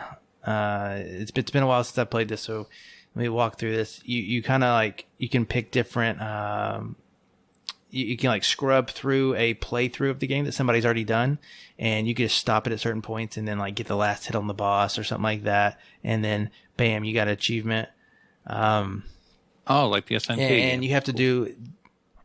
Kind of, yeah. And you have to do different difficulties, easy, normal, difficulty on both of the games. And there's cheat codes in there. Cheats. Yep, that gives you unlimited lives and stuff like that. So it's definitely easy. I don't know if it's not Zidalon easy, but it's It's easy, and you know what? These are childhood classic games. I'd recommend this for Any $8. of our listeners know? I would definitely Sorry. recommend it to Mental Night for $8. Do any of our listeners know if it's the Go Super ahead. Nintendo or Genesis version of Aladdin? You get both. You get to pick. Really? I'm almost positive. They were very different. I'm pretty sure How you so? get to pick. You so? also like it even has like a showroom demo floor version as well. They just were okay. What was the difference between the Super Nintendo and Genesis versions? Genesis would not play on Super Nintendo. The Genesis version, you could actually use your sword. Super Nintendo was more platformery. And you couldn't do that you in could pick up Super apples Nintendo? and throw them at people in that one. But they were both pretty good, but they're different. All yeah, right. Why? This is one of the few examples where the Genesis version was better. Why did they do that? Was Nintendo just against swords? Yeah, this is or back something? at the time where they took the blood out of Mortal Kombat, and I'm sure there was some reason or another that they did that. Put flowers in ET. See, Neo. Yeah, so like in right. Aladdin, for example, this is all in the solutions. In Aladdin, you have to beat the game on like practice difficulty, and it says you must play on the Sega version of the game.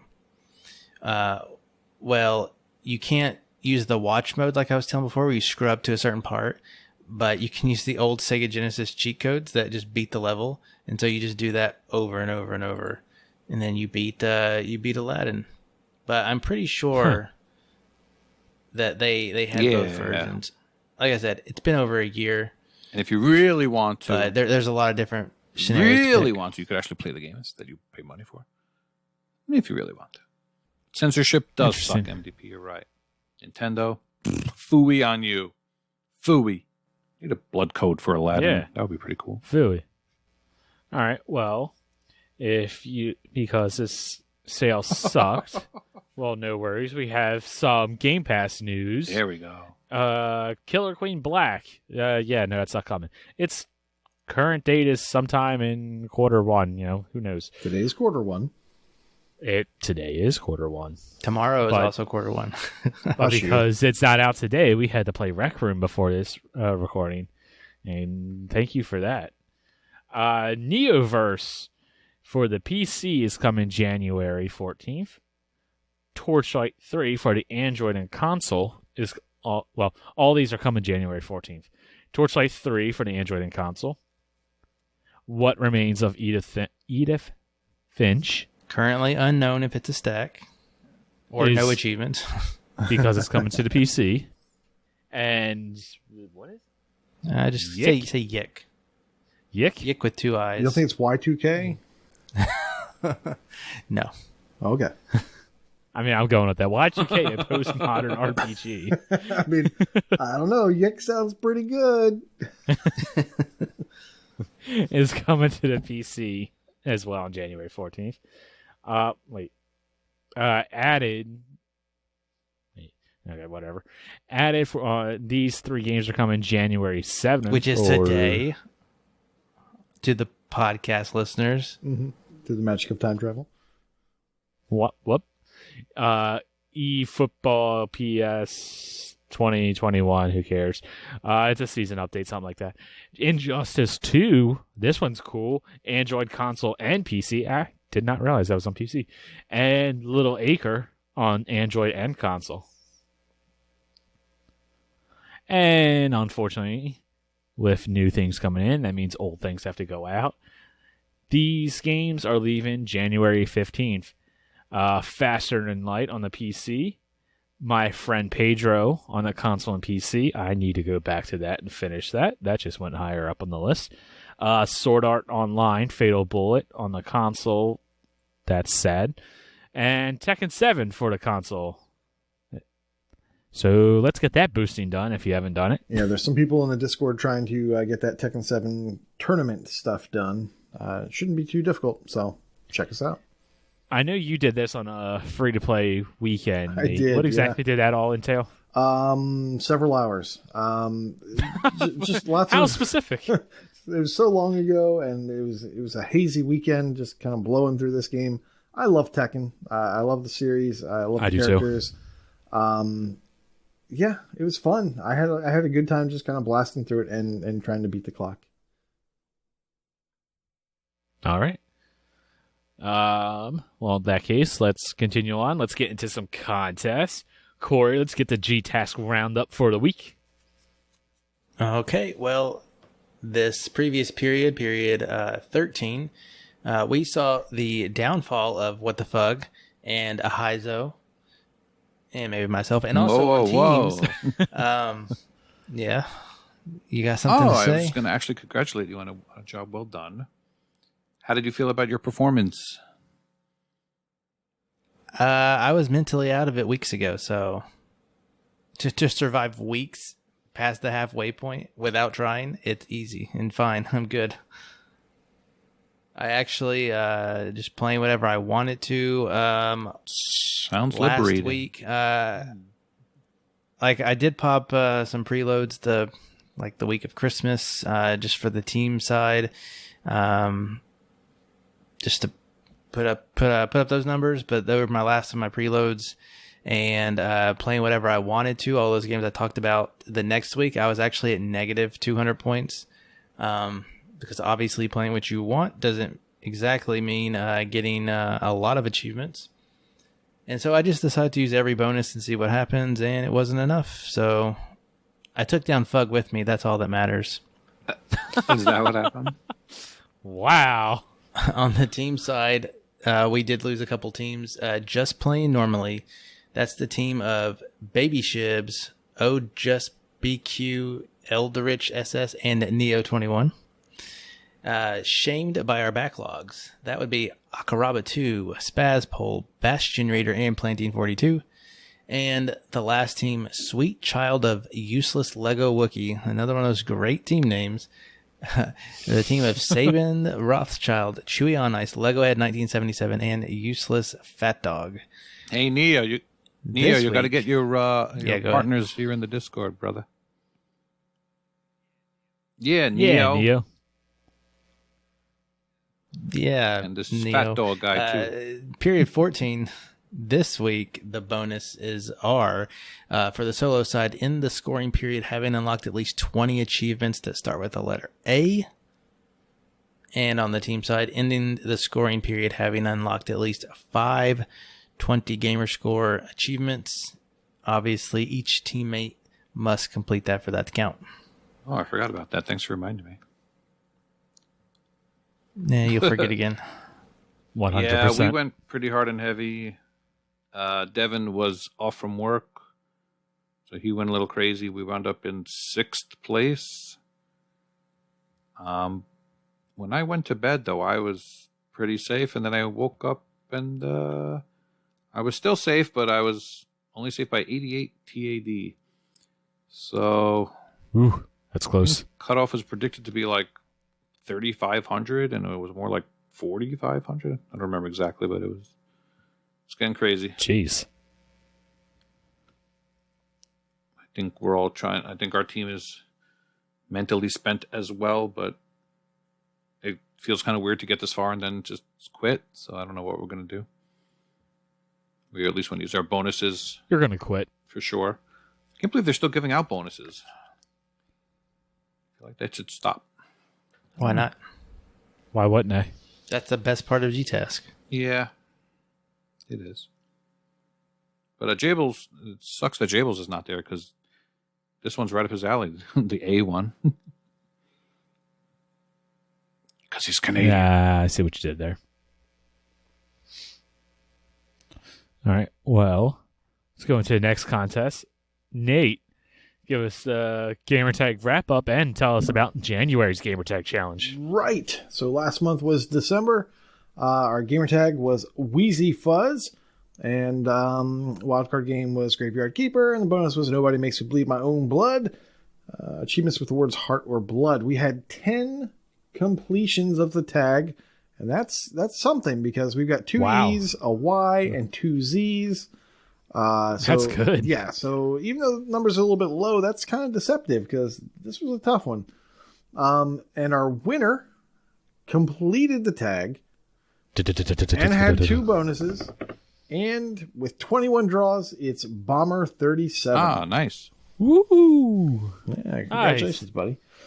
In January, we are completing the gamer tag for patron member Death Dealers, also known as Gift Dealers. Sorry. And her wildcard game is Battlefield 1. So any previous completion or any achievement earned in the month of January will get you a bonus draw. And our bonus achievement is called Double D's. And we are looking for achievements containing a word with a doubled consonant, for example, battle or buddy.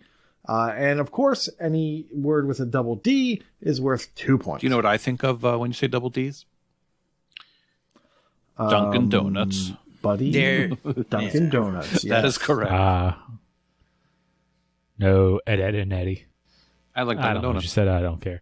By any chance, Oh, Nate, just Dunkin' now, so you're right. do you know what games they Boston. use for Z's? I could get back to you. I'm just curious. I didn't know if you had that up. I don't have that up, but I can get back to you in just a few minutes. Okay. Well, while you're looking that up, it's time for our Patreon drawing giveaway. And I won! This month's winner is not Big L. It is the Retro Chief. Look at that word doc. Woo! Oh, hey, he did that. I didn't realize you were going It's to do in it. red. It's a lot of Thank tabs you, Retro Chief, for supporting the show. Thank you, everyone that is a patron, for supporting the show. We greatly appreciate it. You are the best. Do you have the Z's? We got some gee whiz. That's impossible to say, Jelly. apparently. G. Wilkers.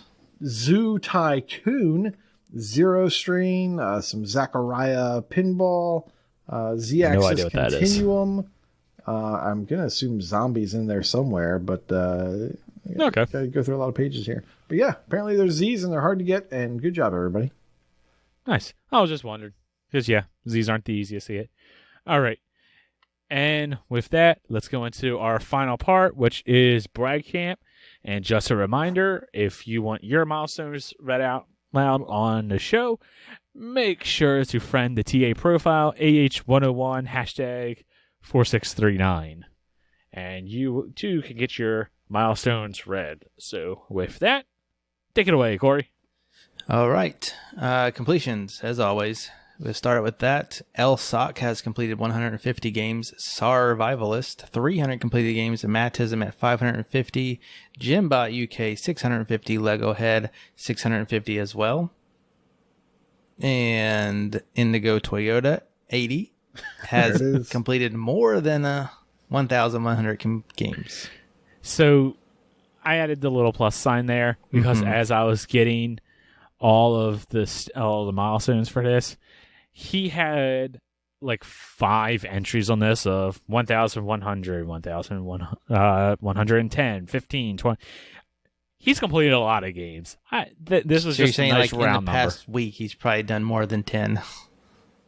Easy. I'm pretty sure I saw a 1,125. Oh, look at that. Yeah, who are we talking about again? Indigo Toyota. You know what? Oh, man. That amount of games completed is just inconceivable. Well, Hey! well done, Corey. That was good, even if you haven't watched the movie.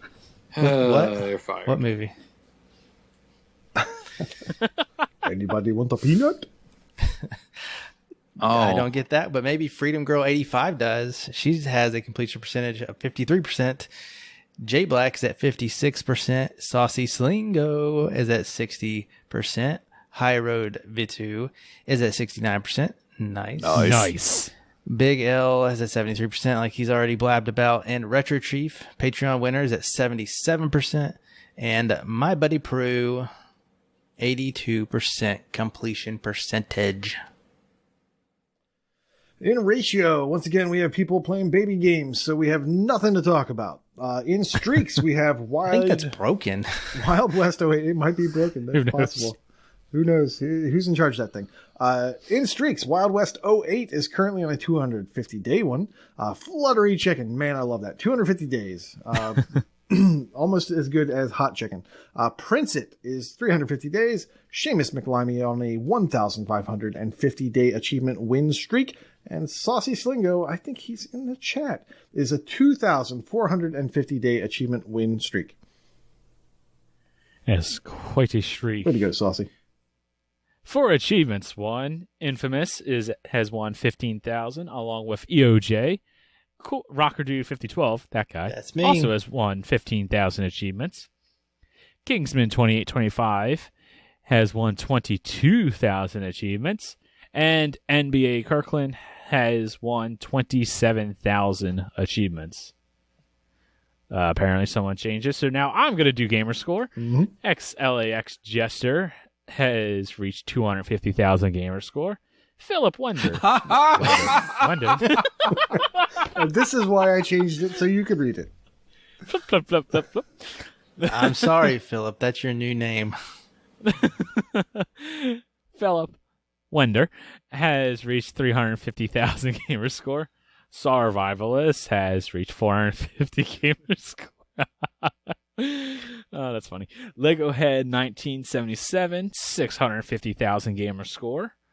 Wild West 08, 700,000 Gamerscore. And the real reason he actually changed this, because I can't pronounce this godforsaken name, Indigo Toyota has reached the big 1 million Gamerscore.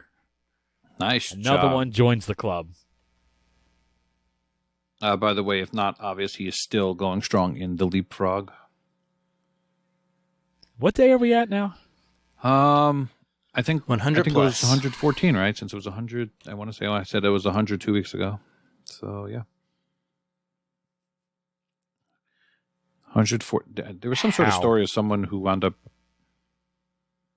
bowing out of the competition because they lost electricity or something. But they also said that it was basically destroying his brain. So yeah, don't do this stuff if it's going to hurt your brain. How? You need your brain. It's got to stop at some point. I don't know. I mean, realistically, you would think they would. I can't believe it's been going on this long. That is just My brain hurts thinking about it. it's just bonkers. I don't know how you guys are doing this. All right. We have EL Sock with 350,000 TA score. Fluttery Chicken, 400,000 TA score. Saucy Slingo, 600,000 TA score. Neo, 750,000 TA score. Northern Lass, 800,000. EOJ, 1 million TA score. And, I don't know. I don't like any of these other people. Mighty Mango, wow, 1.5 million. Nice job. Hey, And Jimbot Zimbabwe has 1.9 million TA score. Haven't done that one in a while. Hey, someone was nice enough to alphabetize these for me. But You're there's welcome. way too much to read. So I'll just read the people. I just read the he's just people I never like. happy. I guess I'll read a Heizo as well. A Heizo is in the top 100 of the Gamerscore leaderboard for card and board. A Heizo is in the top 50 of the USA TA leaderboard for card and board. And a Heizo is in the top 5 of Making Me board when I read his name. Chesno, oh my goodness. Ouch. Top 5,000 of the England TA leaderboard for Mech? What games are in there? Mech Assault? I don't Mech know. Warrior. Mech Warrior 1, Mech Warrior 2. Really would like to know. Hawken. Hawken, is it? Well, there's this nifty. While I'm reading this, website you tell can me go what's on in to Mech. Take a look. Gamertag Nation. Okay, yes. And there's no Mech Assault on this dummy. They were on the OG Xbox. There's no achievements. Top 2,000 TA leaderboard for fighting, top 2,000 England TA leaderboard, and top 200 England TA leaderboard for fighting. Wow. Death Dealers is in the top 200 of the Ohio Gamerscore leaderboard. Well, there's someone actually with class. And if Death Dealers actually has class, we're all in a lot of trouble. High Road Vatu is in the If top you say 5 so. of the Colorado TA leaderboard for skateboarding. And if you were in Colorado and skateboarding, you were probably high on the Mary Jane. Infamous is in the top 100 of TA leaderboard for Xbox One management. It's Alive, Alex is now in the top 500 of the Ontario TA leaderboard for hockey. Canadians playing hockey, what a shock. Mental Night is in the top 100 of the TA difference leaderboard for education and trivia. Yeah, and the top 100 TA leaderboard for that same category. People are putting themselves in all kinds of leaderboards. Northern Last in the top 1,000 of TA leaderboard for education and trivia as well. Raw Sauce Ross Sassafras is now in the top 1,000 of the TA leaderboard. Great name. Sabin Rothschild is in the top 10 of the TA leaderboard for strategy. Vulgar Latin is in the top 20 Gamerscore leaderboard for collection. He always raves about the collection genre because you can't get bored, he says, by doing collection genre. You don't get sick of the same genre because that's so bad. He's not wrong, as you would say. Wild West is in the top 500 of the Completer Games leaderboard. Oh, speaking of Vulgar Latin, he hosted an awesome New Year's Eve party on the Twitch. There's probably like a 4 or 5 hour Twitch stream of us playing Jackbox Party Pack. That long, huh? Yes, we started playing at around 9 Eastern, and we stopped playing at around 3 in the morning. So, yeah. The best part is that at midnight Eastern, we did a countdown. And then at midnight, again, an hour later for the Central people. And then he did a countdown, like, I think 4 times to represent all of the American time zones. So it was actually a lot of fun. What a guy. There was a lot of drinking, a lot of crazy people there. So thank you for hosting that, Devin. It was a lot of fun. I think this Friday he is hosting Friday the 13th again, which of course is famous for Dino Bull screaming. Should be a fun time. I think so. Oh, Wait, great. Best mech games on Xbox is the Well, thing. Oh, Titanfall 2, including Titanfall 2, sure Titanfall, and is. Titanfall. All right, that explains it. I was wondering if you would see folks Oh, there- comment in the chat. No, I am trying to not watch the Twitch because it's distracting me. Titanfall, Also, gonna- Pizza Titan Titanfall Ultra. Dumbass. Pizza Is that a sequel? Titan Ultra. Yeah, I was going to mention that it was a sequel I haven't heard of. Yeah, Titanfall Dumbass. I think we're on the same wavelength. That's pretty bad. Yeah. He missed the colon, though. It should be Titanfall It's colon, getting late. dumbass. Nate's mind is going. It's pronounced Dumas. Oh, yes. Dumas. All right. Well, like I said, it's getting late. Let's get this show wrapped up. Let's get out of here.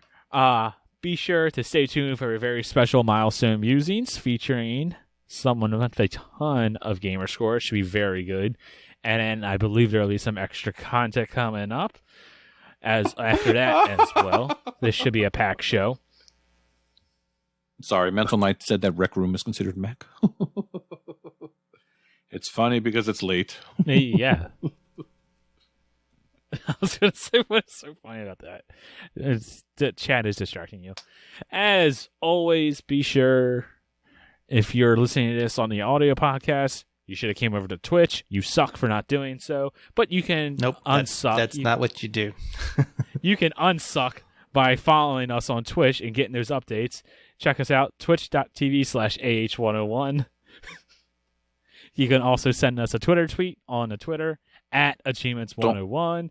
Join in on the Discord. Get to know the those community. Amazon Prime subs. Discord.io/AH101. Yes, like El said, don't forget those Amazon Prime subs. If you have Amazon Prime, do that on Twitch. And lastly, patreon.com/achievementhunting101. If you can support the show, we all would greatly appreciate it. It helps us grow the show, reach more people, grow the community, give out more prizes, give out more giveaways. And for everything that you see that we give out on the Discord, we probably give out 2 or 3 times more to the patrons. They get exclusive access to a secret room. That's not a secret. And in there, we do lots of giveaways as well. So if you can help us out, we greatly appreciate it. For as little as a couple of dollars, or for a cup of coffee a month, something like that. Gift dealers give a lot of gifts away to the patrons. It was worth it just for that alone. She really did. Death Dealers is the best. But yes, with that, thank you all for listening. Thank you all to those that have been in the Twitch chat with us, those that don't suck. And with that, class is dismissed. Bye. Bye. Ad read. Next week, stay tuned for a Bullet Beat title update number 2 discussion. Bye, Saucy. I miss you, buddy.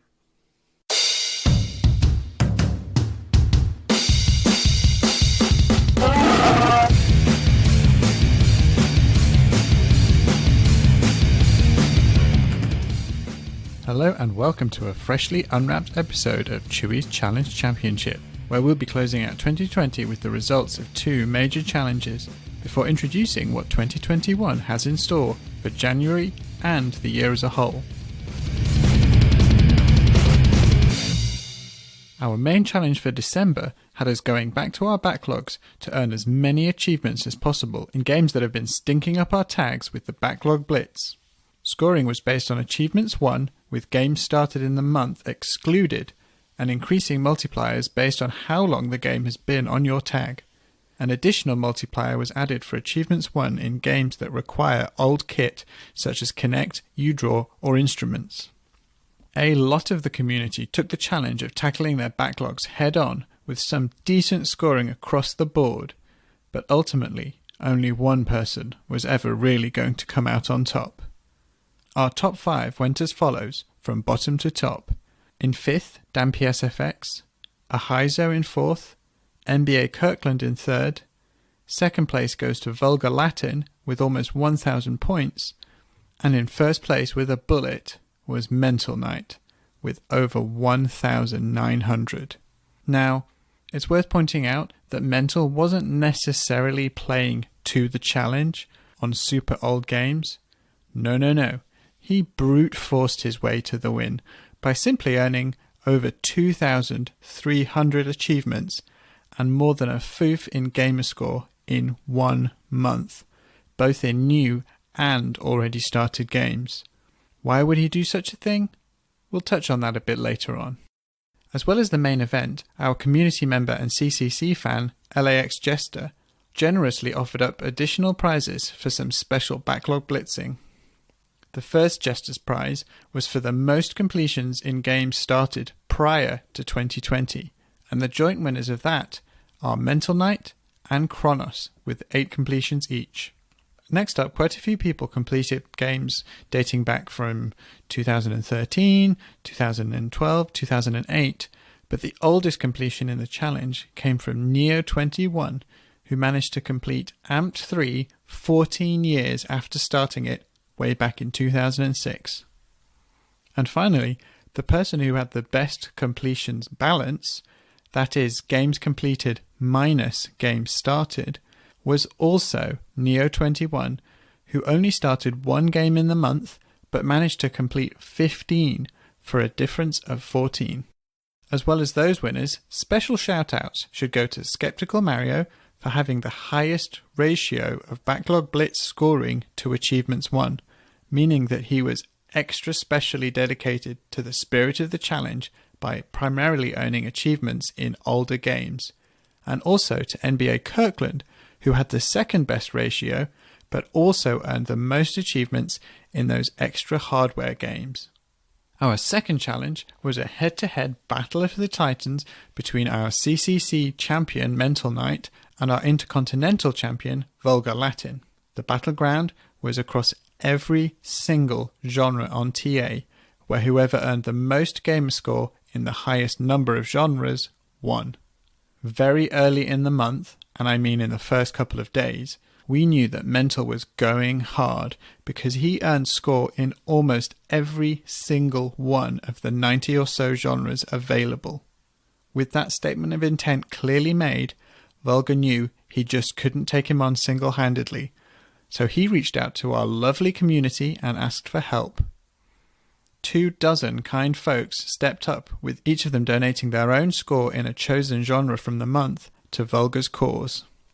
Unfortunately, despite everyone's best efforts, including Vulgar scoring big across many genres, and winning in 15 of them with the help of his friends, Mental easily walked away with the win, taking the high score in 72 genres.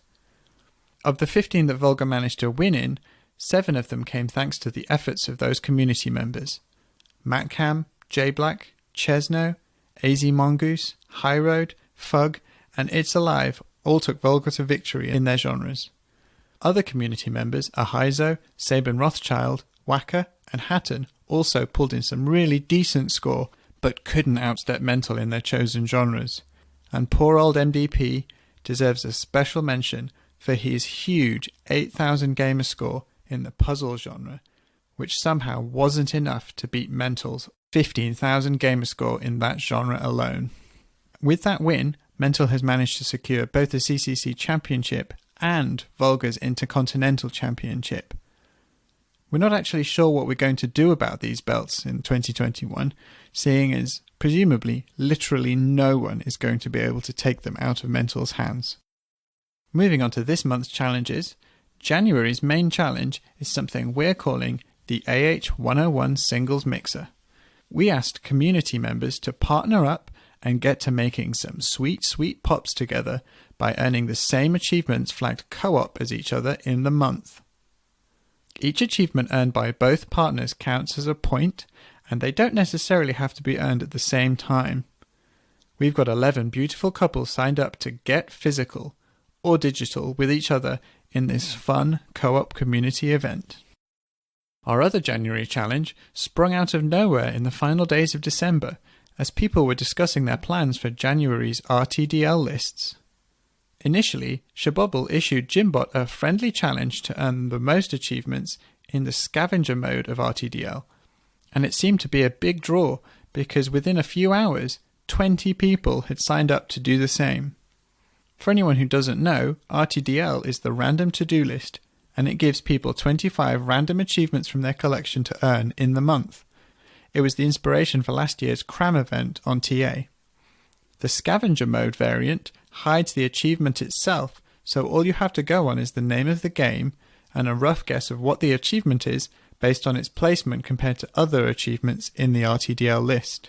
Lovely community member Hatton has even offered up a prize for whoever the winner is, with a tie on number of achievements being broken based on the overall point value of the list earned. And now for the details on the challenges that we'll be running across the whole year. Inspired by the recent year of the Vayner and RPG in AH101, and propelled by my own personal desire to refocus on the series, I'm making 2021 the year of the Assassin.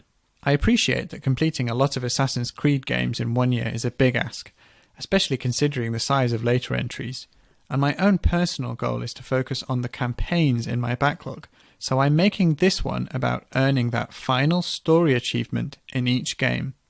The most story completions across the Assassin's Creed series wins. All the main games and stacks count, as do the Chronicles spin-off games. The Pirates game, however, does not count, because, well, no story. Games like the Ezio collection and the remaster of Assassin's Creed 3, which includes Liberation, also count for each individual story within their collections. There are prizes involved, and we may have extra bonus prizes for other things such as completions, DLC, and more. Next up, challenge creator extraordinaire JBlack has created something special that he's calling Goal Getter. He appeared in the last CCC segment to explain the details, but in a brief recap, we'll take the scores across the key stats, that's gamerscore, TA, achievements won ratio and completions, in your monthly period summaries, and then using a rotisserie style scoring system where everyone is ranked against each other based on those scores, and those ranks are converted into points. The most points at the end of the year wins. This is the kind of thing where you can do well by exceeding in your own personal playstyle, focusing on ratio, completions, or just scoring big across the board. Chesno has also put forward his own annual challenge called Chesno's Crazy Completion Clearance. Quite simply, for every completion you get in the year, you earn a point. But for every game you start, you get a point taken away. Whoever ends the year with the biggest completion clearance relative to their started games wins big. For these 3 challenges, the Year of the Assassin, Goal Getter, and Chesno's Crazy Completion Clearance, if you want to take part, then head over to the Chewie CC channel on the AH101 Discord, find the pin posts, and react to them to be added to the tracking. I'll be posting regular reminders to do so throughout the years, as well as updates on my CCC segments. For Year of the Assassin and Chesno's Completion Clearance, it doesn't really matter when you join in the year. Anything that you did previously in the year will still count. However, for J Black's Goal Getter, you really should opt in January, as only the scoring that you do from the month you signed up onwards will count. Finally, in another last-minute challenge edition, J Black issued a direct, ongoing challenge to Death Dealers to be the first to hit a completion percentage of 60%. When he issued the challenge, he also polled the community to ask who they thought would win, and Death came out way in front with 23 votes to J Black's 9, despite her needing 500 more achievements than him to get there. With the community backing Death Dealers out of presumably fear, it'll be fun to see how this one plays out. That's all for now, folks, and remember, should current challenges be forgot and never brought to mind? Should current challenges be forgot, then check out the pins on Chewie's CC channel.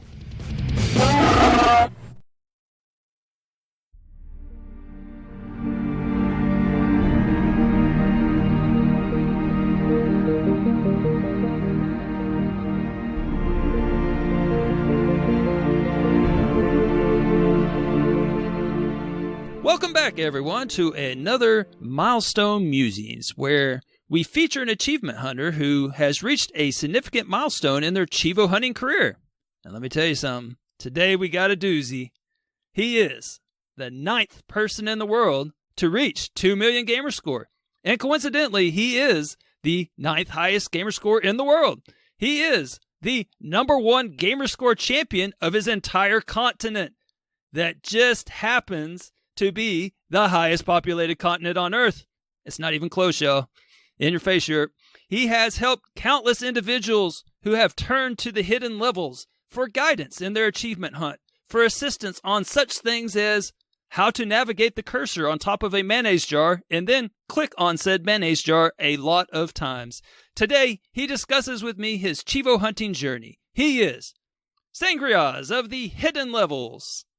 How you doing, man? Hey, it's great to be on this podcast. I'm doing great. Thanks.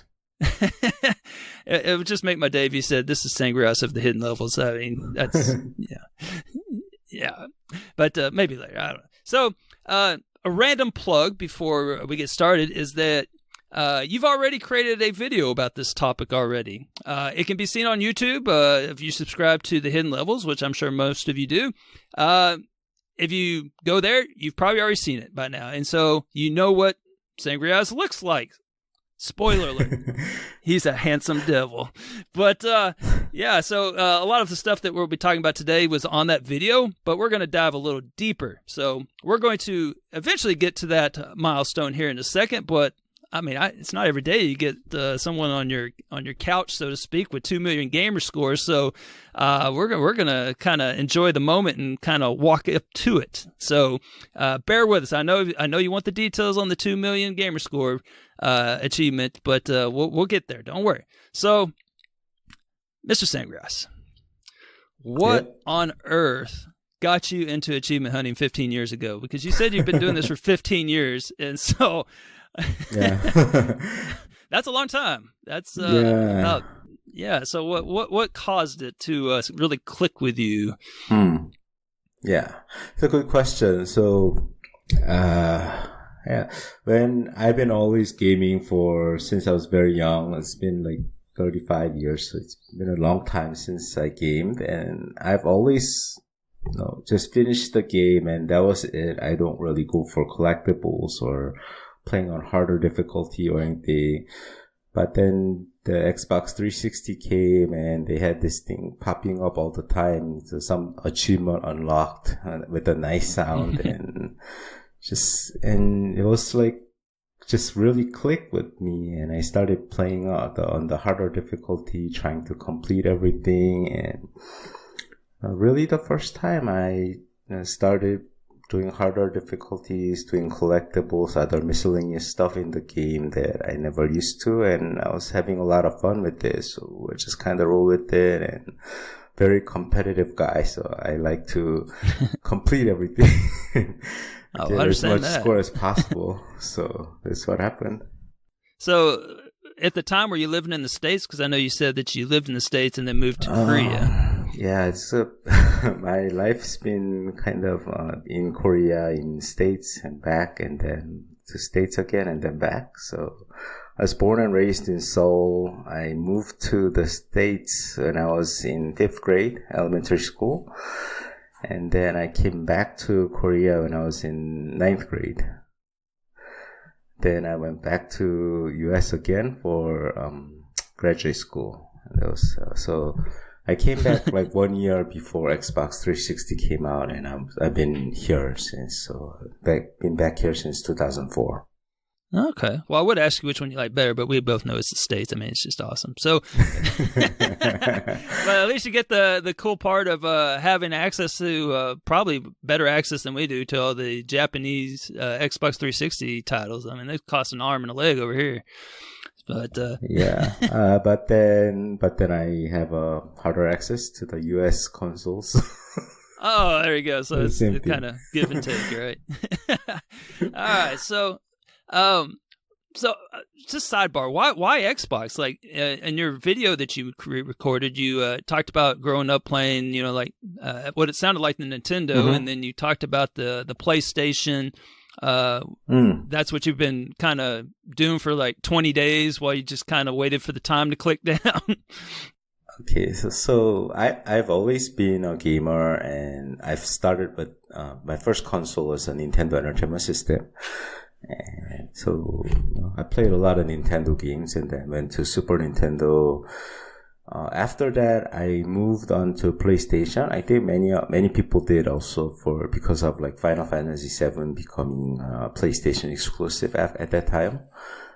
That's what happened, and I stuck with PlayStation until PlayStation 2, and then at that time I've been a very big, with the full HD. It was like 2004, 2005 was when HD TVs were just coming out and starting to become popular.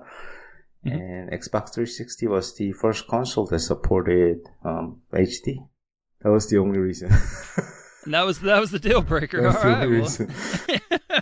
All right. Well, that's awesome. Okay. I was just curious. For me, it was Dead Rising. Just being able to kill zombies, and then it just kind of stuck with me. But I didn't know if it was a game or what have you. But nope, it was HD. Yeah, it's just HD. I just bought the full HD TV in 2004, and I was waiting for a console that supported it, and 360 was the first one. All right. I would have never guessed that. Okay.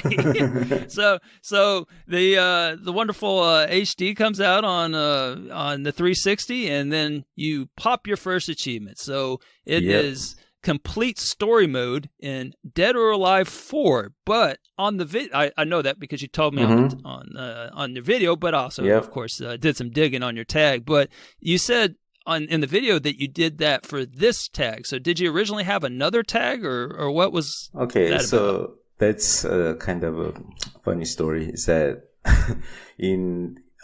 as you might know, sometimes the consoles launched on different dates on different regions, and in Korea it actually launched in February of 2005, 2006. Whereas in the US and Japan, they launched in November of 2005. So, I couldn't wait. So I got an import console, but then I created a Korean gamer tag. And in the 360 days, if you create a Korean gamer tag, you have to use the Korean marketplace. And of course, since the console didn't launch, I couldn't buy any live arcade games. I couldn't buy any DLC. There just wasn't a marketplace. It just caused an error. So I abandoned that tag to make this new tag, which is the Sangriaz that we have right now. Oh man! So is this what was the original one called? Is there like I was gonna say how much gamer score did you leave on the table with the old one? Yeah, I didn't. When I switched over, it was only like 500 gamer score. I don't know. The original tag was called Regnasta, REGNASTA, and it's still there. And I still play games on it to kind of test on a secondary account. Mm-hmm. But not much gamer score. I think it's maybe 4,000 right now. Oh man, there you go. So you've technically got 2,004,000 gamer score in your lifetime. So, man, all right, everyone send a friend request to Regnesta, and which we're gonna help Regnesta out. So to get to 2 million, I'm a recent millionaire. It took me a while. Yeah, I've crossed the threshold, and I realized that it's very time consuming, to say the least, and I can't imagine a second lap here. And so I am sure there has to be some things, but are there any things that you do now as an achievement hunter that you would have never ever believed that you would do back when you first started this whole adventure? Okay, so living in Korea and Xbox not as popular, it's very difficult to set up boosting sessions. So I set up like three consoles or 4 consoles in my home and buy several copies of the game and boost with myself occasionally. And I don't think I would have ever done that, since I wouldn't. I just would have skipped any multiplayer aspects of the games, but then I want that completion, so I've done a few of them.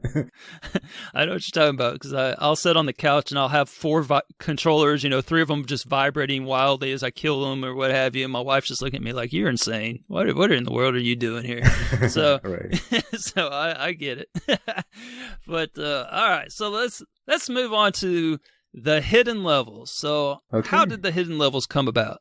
So, I've always been into guide making, but I've done some visual novel walkthroughs, and a long time ago I did a text walkthrough for Dance Dance Revolution on PlayStation.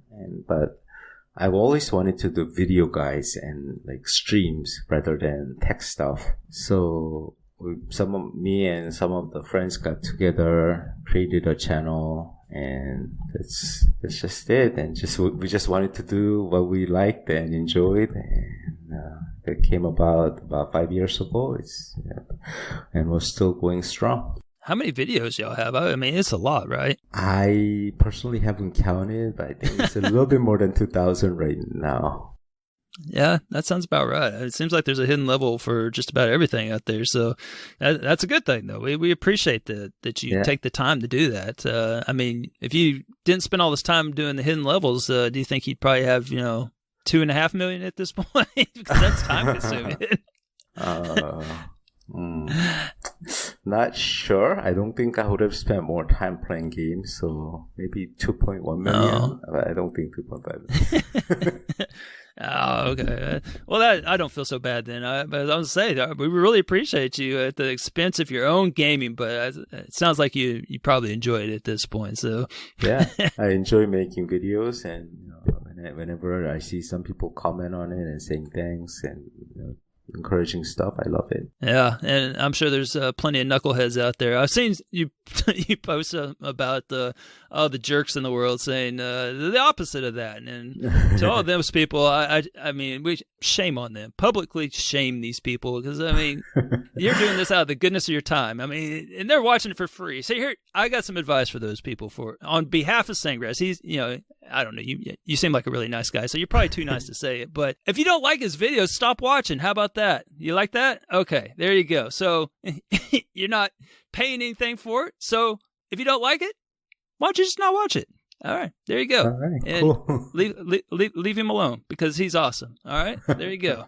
So because there's a lot of people that do appreciate it. So never. Oh man, it's just Yeah, that stuff infuriates me. I mean, if you do something like this, like even a podcast stuff like that, people, yeah, right. Okay. So I do like y'all's opening on the hidden levels. Did you design that? I'm just curious. It was actually designed by some. I don't know the person who designed it. It's contacted by our founder Kitty, and he did that, and it's a really cool opening. I love it. Yeah, I liked it too. I was just curious if you I just had this vision of you working a keyboard and kind of making the music. I know you have a computer science background. I thought maybe real techie and creative and all that. That's stuff not coming from me. I failed computer graphics. So that was the only course I failed. Oh, the truth comes out here.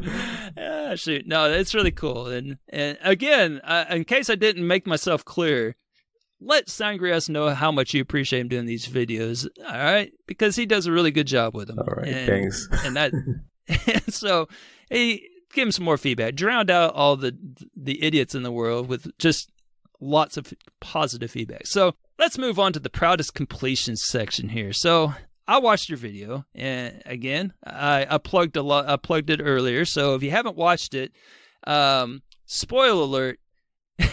He goes into his proudest completions. You just kind of was that? I assume that wasn't scripted. You just kind of talked off the cuff, kind of a thing. As you were going through it, you looked like you were just scrolling through your games, and you were like, "Oh yeah, there's a story on this." And that was completely scripted. No, what happened was that, I reached 1.999 million in December 10th, and I had to wait 20 days. So I was looking through all my games, preparing this video, and there were way too many games that I wanted to talk about. So I had about 30 listed. I cut it down to about 15 that I mentioned on the video. Yeah. And let me tell you, that was a cornucopia, if you will, of stuff that I would have never expected to hear you talk about as far as proudest completions and everything. So for those of you that haven't seen it, on the list was Geometry Wars Retro Evolved, Call of Duty 3, and Pac-Man Championship Edition DX, which is a Windows Phone game. So...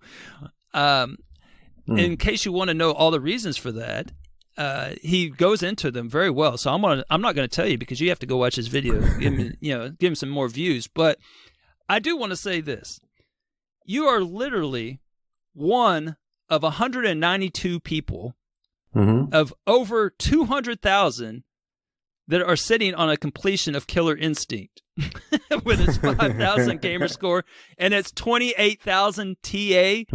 And that's not on the list? I'm just curious. But the Pac-Man Windows Phone game. Okay, so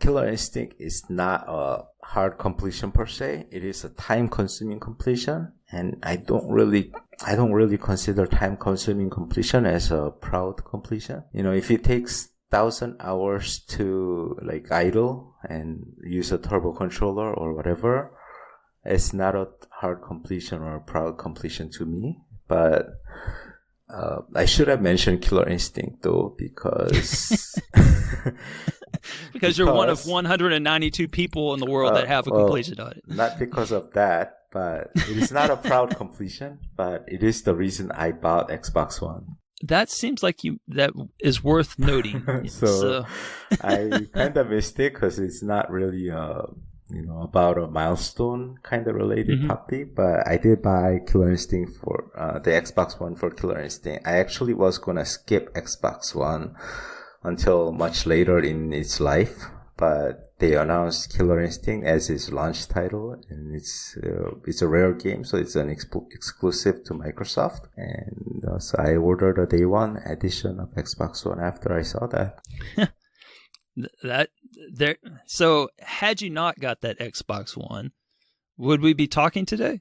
Yes, I would have continued playing on the Xbox 360 for a while before buying the Xbox One. But, but the gamer score comes so much easier on the Xbox One. So you might have been a little behind. You might not. I don't think you would have got those 20 days off in December. I don't think. Yeah, I might not have reached 2 million this year, but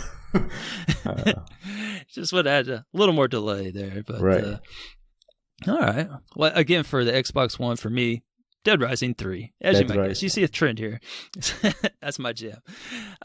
So you did mention also Call of Duty 3, and I'm going to spoil the story on that one a little bit because you talked about the 18 people boosted this every weekend for 5 months. Yep. Did you want to give any shout-outs to these to any of these people? All of them are, just going to be honest with you, all of them are Korean, and I don't remember many of them. It's been too long. This happened in 2007, 2008 when Call of Duty 3 was still kind of new. So this before Modern Warfare came out, so it's quite a while ago. And many of them are no longer playing. Unfortunately, Asian countries being more PlayStation friendly, a lot of them moved on to PlayStation 4 after they did all the boosting and all that. Oh, you can't save them all. I mean, but some of them are coming back with the Xbox Series being a little bit more, aggressive with the Asian marketing this time around. Awesome. So y'all can play Call of Duty 20 together, or whatever the number they're on now. I don't play Call of Duty. So, all right. But what I do want to know is, what is the story on all the Pac-Man love? So you mentioned Pac-Man and how much you like Pac-Man. And I went and looked at your tag. You have 13 of the 15 available Pac-Man games completed on your tag. The two exceptions being Pac-Man Kart Rally and Pac-Man Museum. So what is going on with this? Because I've played several of those games, and I definitely didn't complete them. I was so tired of them and near the end. But what's with the Pac-Man love? It's my favorite game of all time. That's all. That's all.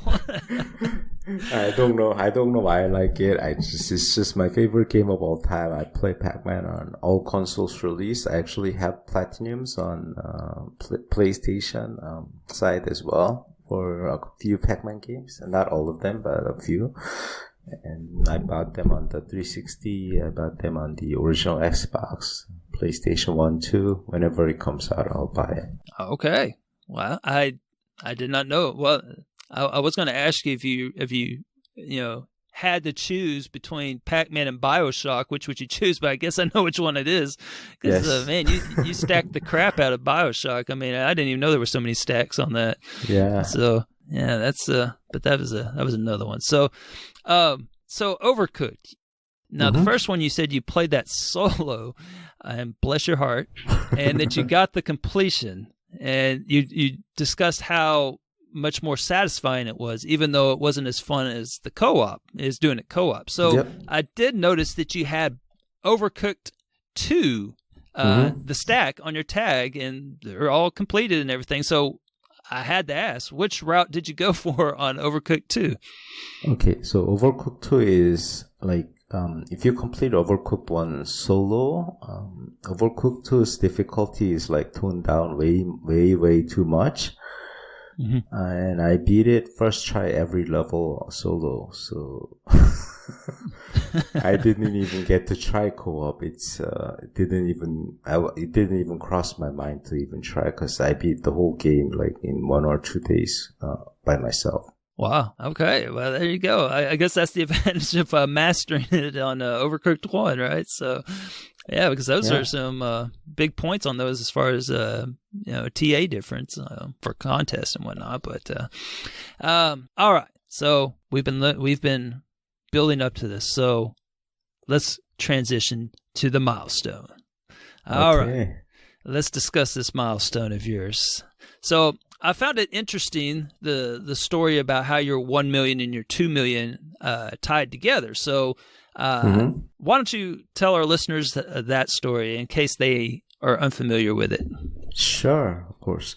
So both of the milestone, 1 million and 2 million milestone, I got with the game titled Who Wants to Be a Millionaire? And What on earth made you think of using that? I think that's pretty obvious. So I won't go into it. But so actually, I was thinking about what to use for 2 million milestone, and before that time, the game didn't exist. Xbox One version of Who Wants to Be a Millionaire came out quite late in 2020.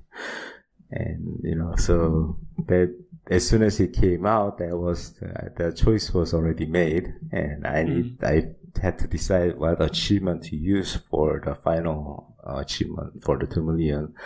And there was an achievement called Ultimate Champion, and that just sounded perfect. So that's what I used. Well deserved. So it's funny you mentioned that, because I was going to ask you about that, where Who Wants to Be a Millionaire released on November 17th.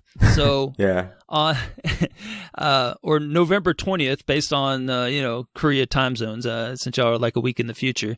But at the time it came out, you were sitting approximately 40,000 shy of 2 million. So I have to think that before this came out, you had to be kind of thinking about the end game on what to do for your 2 millionth achievement or 2 millionth gamer score. So what was Plan B originally going to be? There was actually no plan. I was going to hit 2 million, but I wasn't. I was like, there was no really great game. There was another choice that I would not. If I chose that, I would not have been able to complete 2 million this year, because it's a very long game, and I have one achievement left on it. But it's still gonna take like a couple hundred hours to get that, so I couldn't choose that one if I wanted to complete by this year. Right. And so I was looking at many games. I could not make a choice, and then this came out. So the decision was made right on the day of its release. Awesome. Well, I'm glad they came out for you. They came through for you. And Yeah. I'm sure it was. Like yes. It was quite a surprise to me as well, because I thought the show wasn't on the air anymore, and never thought a new game would come out based on that. Yeah, they were thinking of you. You just they had your back. That's right. So now do you celebrate or observe any other milestones? Like, for example, a lot of people in our community do every 100,000, myself included. We, do something for each 100,000. Do you do that, or is just, you got millions now, so I don't know if you waste your time with 100,000. I wouldn't call it wasting time, but I used to, of course, when I was under 1 million, I was celebrating 100,000, 200,000, and then I got to 500,000, and that didn't seem to matter as much anymore. It didn't feel like a milestone to me anymore after 500,000. So I celebrated 77777. All sevens. I just like lucky number, so I thought that was cool. And then I celebrated 1 million, of course, and then 1.5 million, and then 2 million. All right, so you're on a 500,000 milestone thing. See, us, less big time gamers, we just do the 100,000. Well, also, you kind of mentioned with the Xbox One, you get the achievement so much quicker. So, for sure. From 2005 to 2014, that's nearly 10 years it took me to get to 1 million, and then, I got to 1 million in 2017, I think. So. It took me 11, 12 years, and then only 3 years, and I'm already at 2 million. So yeah, it's you curtailed right into I was going to tell you your pace here. You got unfortunately TA doesn't go back far enough to see what your 200,000 and your 100,000 dates were, but. I kind of looked at, I set up a spreadsheet. That's just what I do. I like doing spreadsheets. But anyway, I've sat there and I tracked the number of days that it took you between each one of your 100,000s, because I mean, we have the technology, why not? You know, and so between 300,000 and 500,000, you did a pace of around 430-ish days, give or take, 430-ish between each milestone. And then between 500,000 and 1 million, that decreased to a pace of about 230,000 between each 100,000. So, 230-ish days. And then from 1 million to 1.6 million, it decreased to a pace that averaged around 130-ish days per milestone. And then 1.6 to 2 million, that's 1.6 is where it really kind of to take off. 1.6 to 2 million, it was 100-ish days. And I subtracted 20 off, because you took 20 days off. But that's basically one completion a day. So that is impressive, man. That is a long time to hold that pace. So congrats on that. That's pretty cool. I just wanted to give you your props on that. Awesome, thanks. So as far as looking ahead, though, you say in the video that you have a child on the way, so congratulations on that. Thank you. And so I have no children. I am a lone wolf in the sense of, well, it's just my wife and I. But anyway, we don't have any kids, and so I don't know. I can't tell you whether or not that you'll be able to do any gaming or anything like that. I would leave that to the experts that Chivo hunt with babies in their lap and all the things like that. But I'm not familiar with that. But so what do you how much do you expect? Say this is going to be something you get to come back and look at after you have the kid, and you'd be like, oh my goodness, I was way off. I have no time, or man, this isn't so bad. I got all the time in the world. So what are you kind of expecting here? Well, I'll be taking some leave from work, so to bond with my son when he's born at the end of probably this month.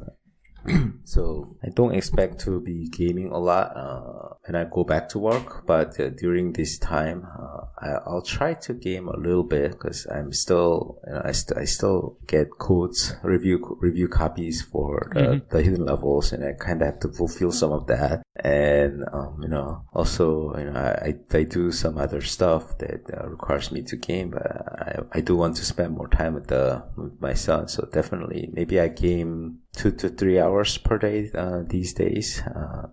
That might be down to like 30 minutes to an hour, but I'll still try to game. What I'm hearing is a completion every other day. Right now you talked that you were very proud of being the number one individual on the continent of Asia. So right now you have a 250,000 lead on number 2 and number 3. So if they start putting some pressure on you, are you going to feel the pressure to kind of put some numbers up, kind of put them in their place? I think before I learned I'm gonna be a dad, I probably would have put in a lot more time to try and stay number one. But and now the family comes is gonna be my priority. So I'm gonna be okay if I lose the number one spot. Hey, that's a perfect answer, man. Family first for sure. That's awesome, man. So that's really cool.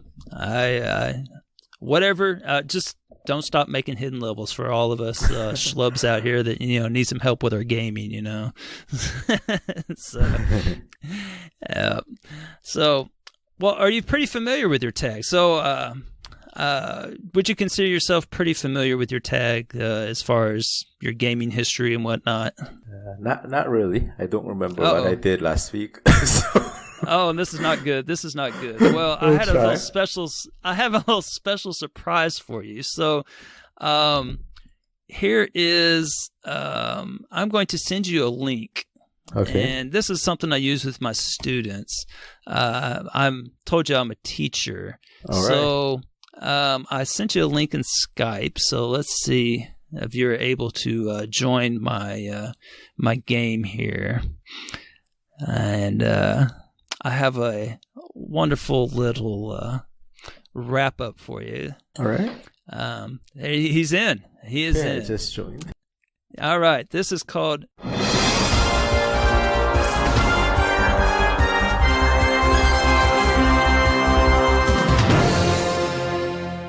Who Wants to Be a Two-Time Millionaire?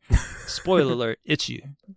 And I appreciate you providing me a picture that I could put as the cover art there. So, all right. So I decided that I would take you on a walk through your gaming in a style that you prefer, apparently, in Who Wants to Be a Millionaire style. So I got some questions for you. I think that they're start easy and get a little more complicated. That was the design, but you never know. There might be something you just like, oh yeah, I know that. And then something that I think would be someone easy. So we'll see. Now you do have 3 lifelines. So, you know, if you need to use a lifeline, just let me know. And I can help you out. So here we go. Okay. All right. So, this is intense. For $100, what is the name of the achievement used by Sangriaz to hit 2 million gamer score? Was it Ultimate Champion, Ultimate Millionaire, Supreme Champion, or Super Freaking Awesome Achievement Champion? Okay, that would be Ultimate Champion. My final answer. Final answer. Okay. That is correct. We have, for $500, in the year 2020, Sangriaz has been very busy gaming. Just how many completions did he get this year? Or I guess that would be last year at this point. Sorry, is it 200, 100, 300, or 400?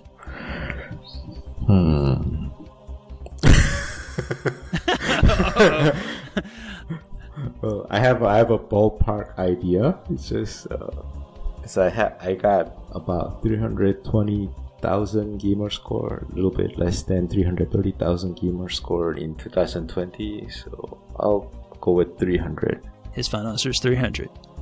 It was absolutely correct. 300 completions. That's a lot, man. 300. So, yeah, that's a number to aspire to, you children. 300. That's 300. Pretty cool. So, did you plan on that where you had 299 and then you're like, well, I'm going to get this 2 million gamer score and 300 completions for the year all in one fell swoop? Wait, did I actually get 300 exactly? Yeah, it was 300. Okay. I thought that was purposeful. You're supposed to say, yeah. I obviously didn't plan for it, as you may have guessed by my question. I didn't know I had 300 this year. Yeah, it just happened.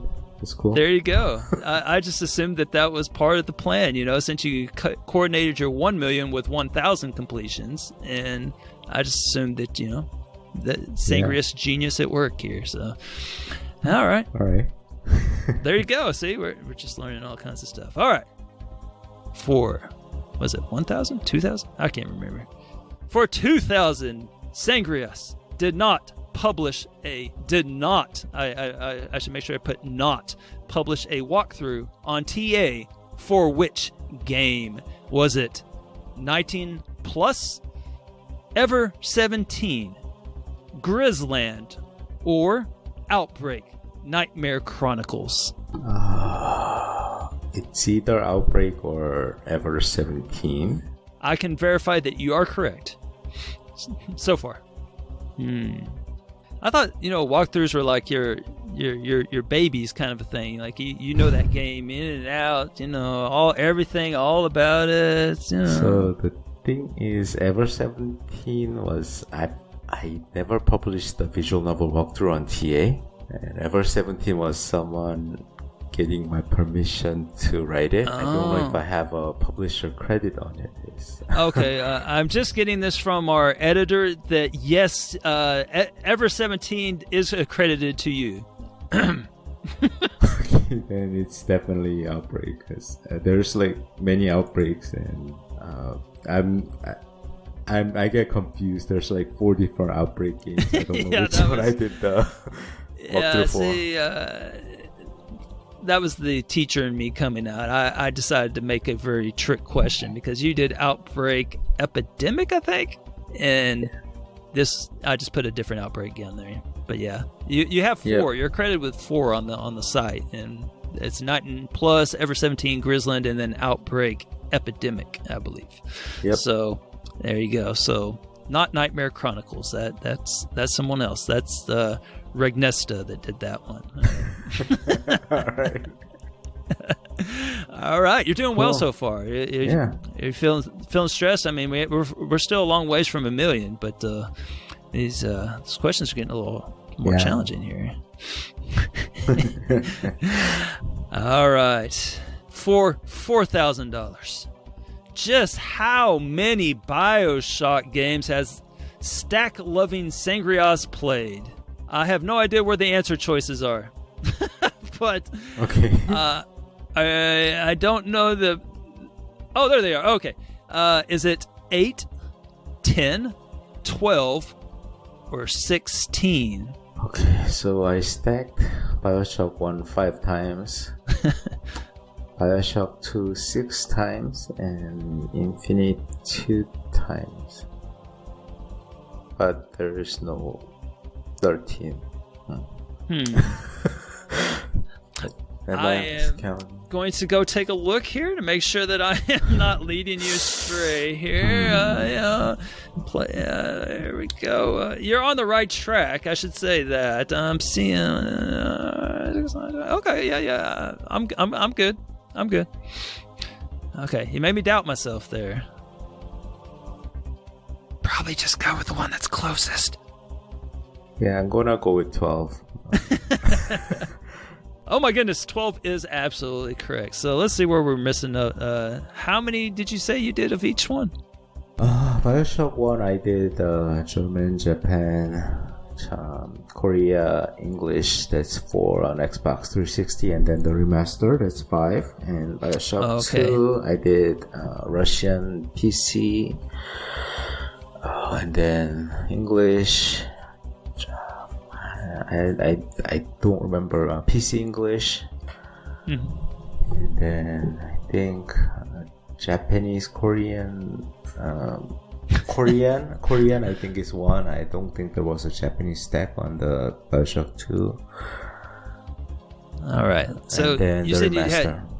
you had. Oh, and so you have 2 BioShock Infinites. So you got the complete collection and then Infinite on 360. And then you have 5 BioShocks. And then you have 5 BioShock 2s. So for BioShock, you have the 360, Korean 360, Japanese 360, DE, which one's that? German? That's a German one. Yeah, German 360, and then remastered. Remaster, yep. Yeah. So, and then for 2, you had remastered, 360, PC Russian, and Korean. Yeah. Yeah, Korean. So you go. That's 12. That's right. So yeah, you got 12. So you'll have, I don't know. They'll come up. They heard you talking. See, like the Who Wants to Be a Millionaire people. They're going to come up with a 13th one for you to play next year. I just have a feeling. So. All right. So for $8,000, Sangriaz of the Hidden Levels has many achievements and accolades, but his trophy case on TA has only a single achievement in it that comes from what game? Is it My Friend Pedro, Killer Instinct, Mr. Masaji, Mayo Edition, or One Chanbara Bikini Samurai Squad? Yeah, this one I know the answer. It's Onechambara Bikini Samurai Squad. That is absolutely correct. What in the world is the story on this one? There's no real story to it. It's just I don't really use trophy case or that kind. I don't really tend to use these features on sites. Not just through achievements, but on many sites. I don't tend to use these additional features that they offer. And at the time, I got this achievement in Onechambara. And I think maybe they just added the trophy case thing, or maybe I just found out at the time, and I was testing stuff out, and I added it, and I never removed it, and I never added any other stuff to it. Okay, I just thought you were really proud of it. Now, It's just so silly. I only have one achievement in mind as well, but it was because I fought tooth and nail to get it, and I was really proud of it, and I was like, it deserves to be in a trophy case all by itself. But I do have a confession. They say that's good for the soul. I was at GameStop yesterday, and they actually had this game, and I had already put this together, and I thought, well, if it's worthy of being in your trophy case, maybe I should give this a check, and see what's up with it. So I have bought it. I bought it on the spot based on nothing else than it was in your trophy case, and I haven't played it yet, but once I do, I plan on adding an achievement in my trophy case from it, just to as a nod of the cap to you. You'll notice I don't even have a completion in this game, so. Yeah, I did look up some footage of it on online, and it looks truly dreadful. It's actually started as a budget title on PlayStation 2, 1 or 2, I don't remember which one. It started as a budget title, like a $15 launch game in Japan, and somehow got very, very popular, and it eventually came out in English as well, so it's an interesting one. I have a theory on why it's popular. I kind of watched the opening cutscene. I have a theory on why it was popular. Actually, and I know what your theory is, and that's how it became kind of known. But as many cult classic zombie horror films do, and the title says it all. I think Bikini Samurai. Yeah. It's actually a really, really great game, very well made game, and requires you like perfect timing, and feels like a rhythm game more than anything. It's quite fun. All right. Well, now I'm not looking forward to it because I am pretty short on rhythm, but I'll make this work. All right. Here we go. You've got 8,000. Let's move on to 32,000. On which platform does Sangriaz have the highest position rank on the TA site leaderboard in terms of gamer score? Windows, Xbox One, Xbox 360, or Windows Phone?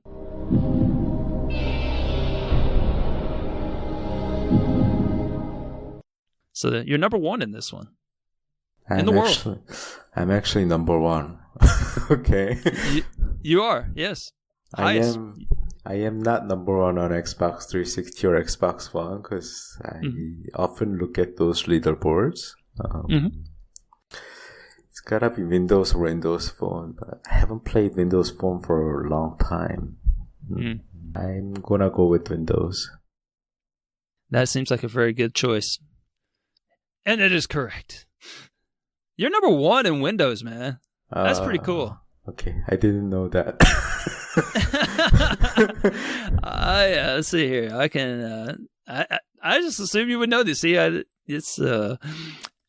you're learning so much from this game that you're doing so well in. And who knows? Let's see here. I'm pulling it up here. I truly thought that you would know this, but hang on.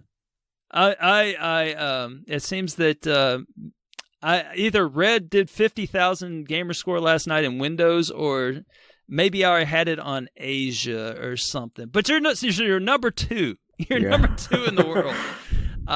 That is good company. That is. I am not sure what happened there, but number two. I mean, that's pretty good. I mean, that's plenty high. So there you go.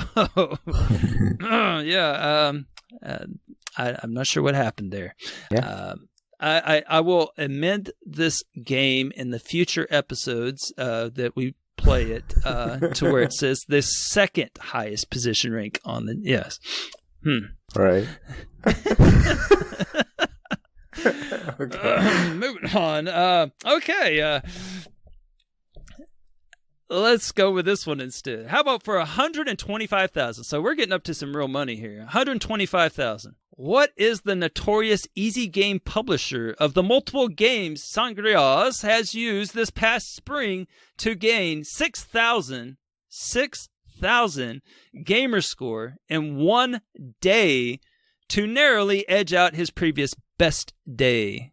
Is it Radaleka, Arc System Works, Victory Road, or, oh boy, Extillion? I don't know how to say that.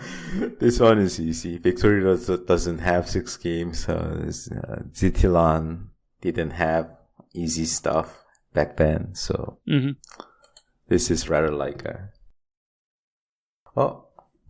did I miss that? I thought it was rather like for sure. You are very fortunate that we have a retro active lifeline, and I would have told you it's not Radaleka, and then you would have picked the right answer. And yes, Arc System. What? I'm just curious. What made you think it was Radaleka? Let me tell you about your day. Your day consisted of basically you score 6,000 on basically all of the easy. Like Super Dodgeball, the ones where you look at the menu, where you turn on the reverb, you start an online game and then just close it. Okay. But I do want to mention this because I found this to be impressive in the sense that you didn't just fire up like all these games and get your easy 600 points like everyone else did and then just close the game. You actually went through and got the completions on all 6 of them. So you opened it up, got your easy 600, but then you went ahead and finished the game. So I just wanted to give you props for that because a lot of people, they just open it up, get their easy 600, and then they're gone, kind of a thing. They would just took the easy, 3,600 and then just been done. But you stuck with it. So, yeah, there you go. So, fortunately, I'm as good at knowing the rules of Who Wants to Be a Millionaire as I am at putting your leaderboard position on Windows games on here. So I assume that you got that right. And let's just move on to 250,000. Sure. All right. Wow, that Arc System Works. All right. So for 250,000, which game franchise composes 2 of the 3 best achievements, which is judged on the terms of highest TA, of Sangriaz's best achievements? Is it Halo, Gears of War, Five Nights at Freddy's, or Overcooked? I have no idea. I can only rule out Halo, I think, and that's not even 100% sure. I don't think I have very many high TA achievements in Halo. I played a lot of Gears of War, but I don't have like seriously stuff done, so not sure if I have high TA stuff on that as well.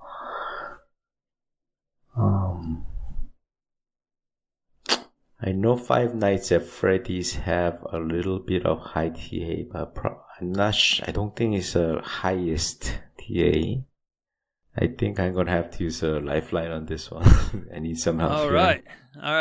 Well, let's see. It looks like you've elected to call Elroy on the phone, right? Hey, Sangriaz, what's up, man? What's All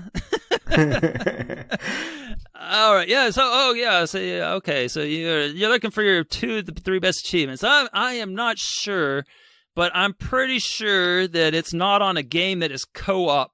It's one that you have to play by yourself. I don't know if something just sticks in my head that might be the answer. Yeah, that you cannot play multiplayer in it at all. There's just no multiplayer in it. It's just okay. I gotta hope I'm telling the truth here. All right. I've never. Chances are maybe you clicked on an eyeball a few times on another one of these games and held down the plus key and the hit CD and things like that. Interesting. It's then I'll go with the caller's answer. Five Nights at Freddy's. All right, final answer. Five Nights at Freddy's. Oh my gosh, yes, that's right. Yes, so if you're looking at it, just I don't know. I always look at this for myself, but it's not just that they're in your top 10 here. I mean, this is we're talking big. So your number one achievement is from My Name is Pedro for getting all those S ranks on all the levels. But then number 2 and number 3 are from Five Nights at Freddy's. So I just wondered, are you just a fan of the series, or are you just really good at the survival type games, or what's going on here? I really suck at survival games, but I played the first game, with the glitch, before it was patched out, the door glitch. And there's a video on the hit levels for that. And that was an easy completion. I played the second game with the cheat you mentioned, clicking on the eyeball and shift key and plus key and all that. And that was another easy completion. I figure I completed the first 2 games. The games are on the Game Pass. I'm going to give it a try, the third game. And with the guide on TA, the video guide and the text guide, it was surprisingly playable. It wasn't an easy completion, but it was definitely playable. And so I went and completed that.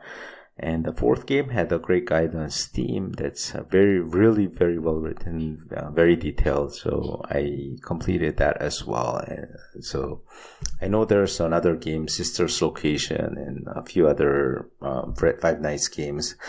I haven't seen a guide for it. I'm not great at this genre, so I'm not going to try it until I see some, great guides and videos and whatnot.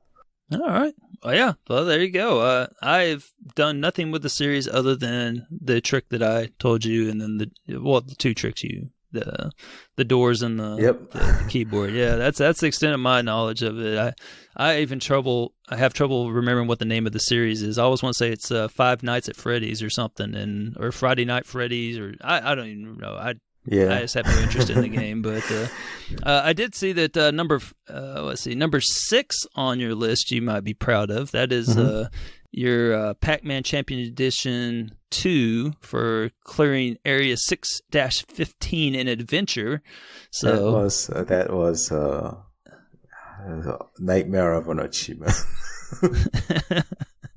Yeah, I mean, that was one of the games that you mentioned on your video. So, again, if you haven't went and watched this video, go do so that you can get the inside scoop.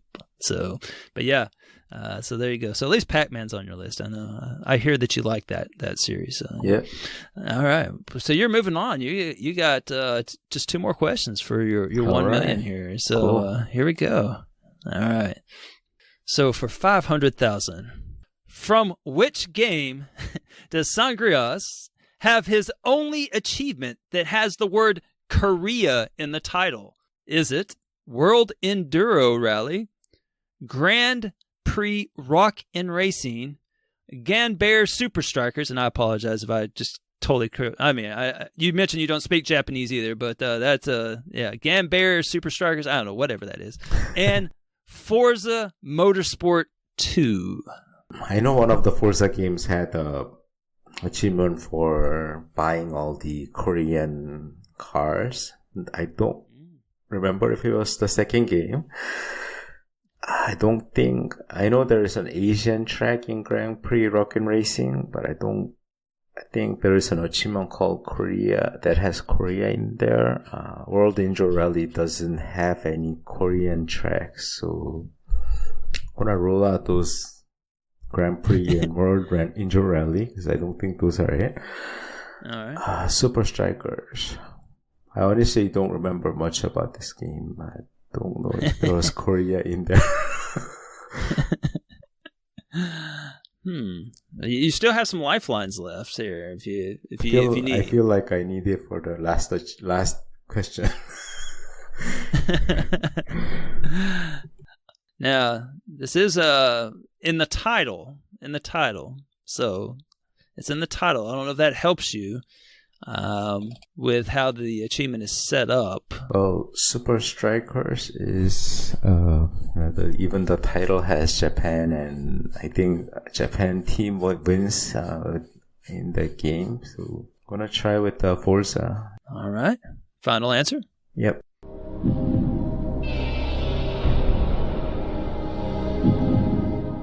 And he got it.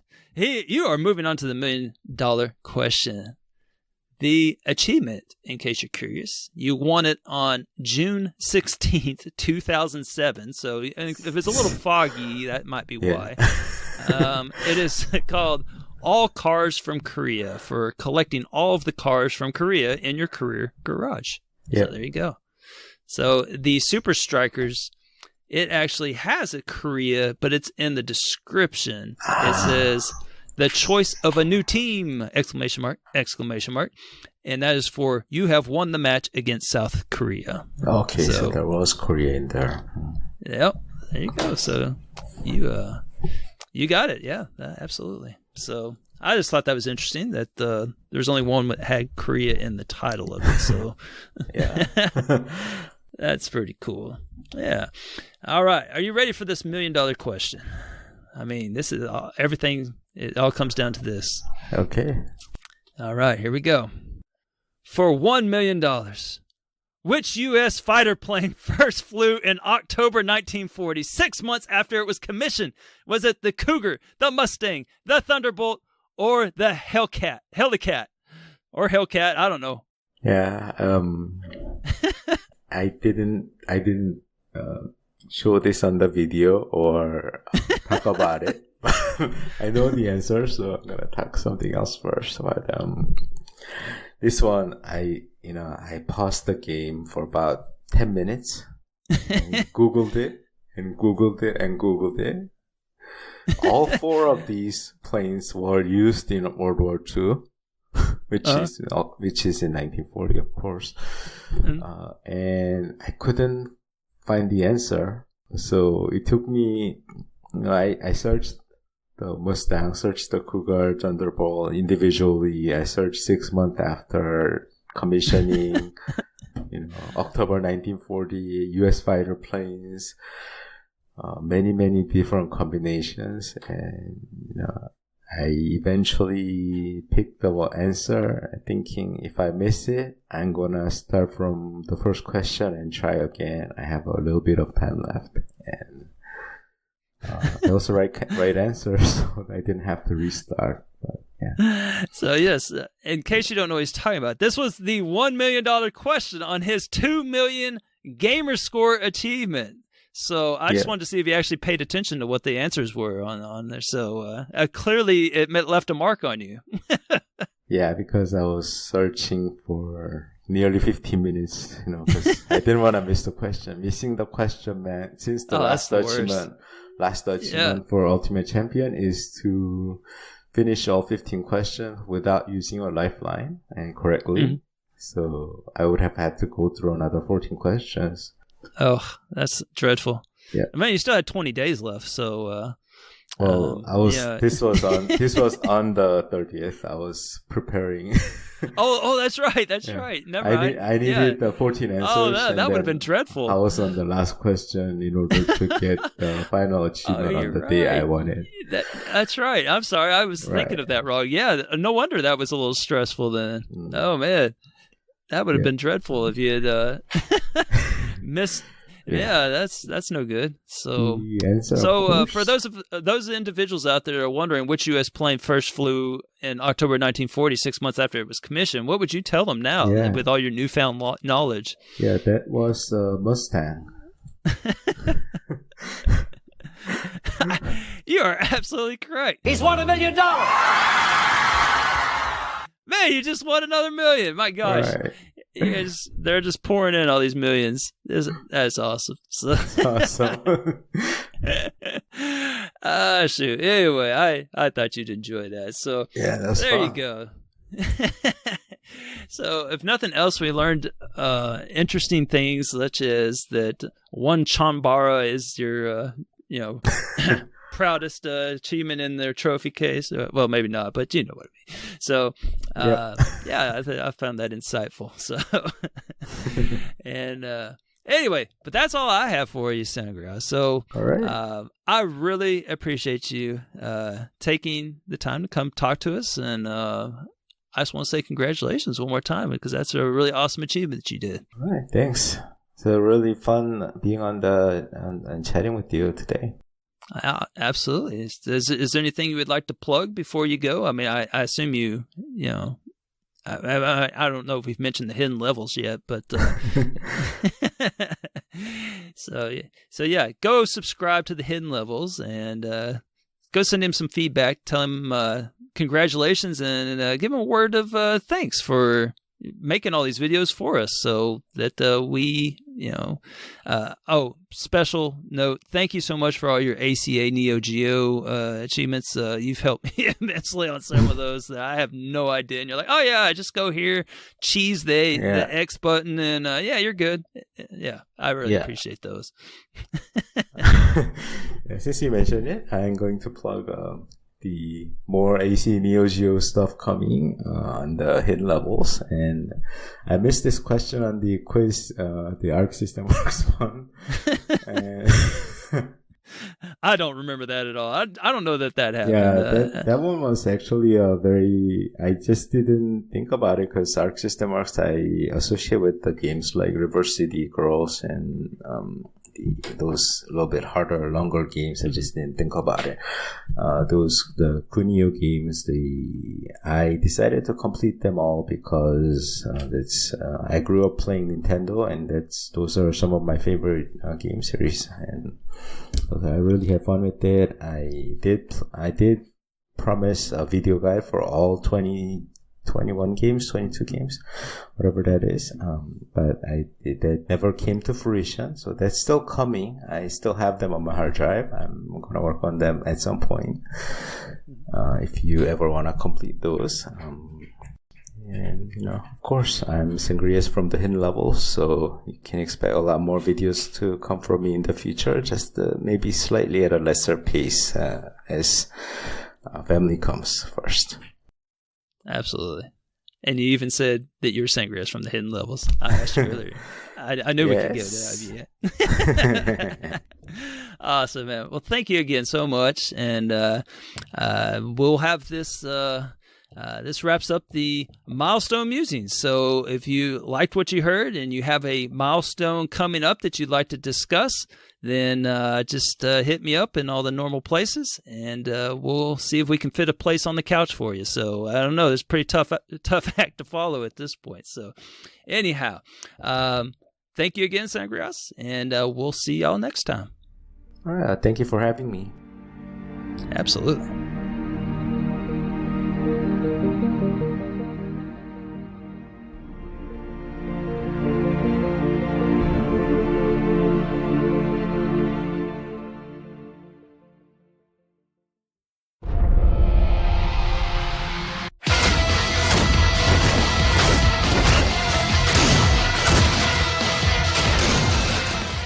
Hello, I'm Waka, slowly drowning in the rising tide of the GTASCTT. On the solo side last week, you needed more than 4,000 true achievement difference to survive, which is a crazy amount to score week after week.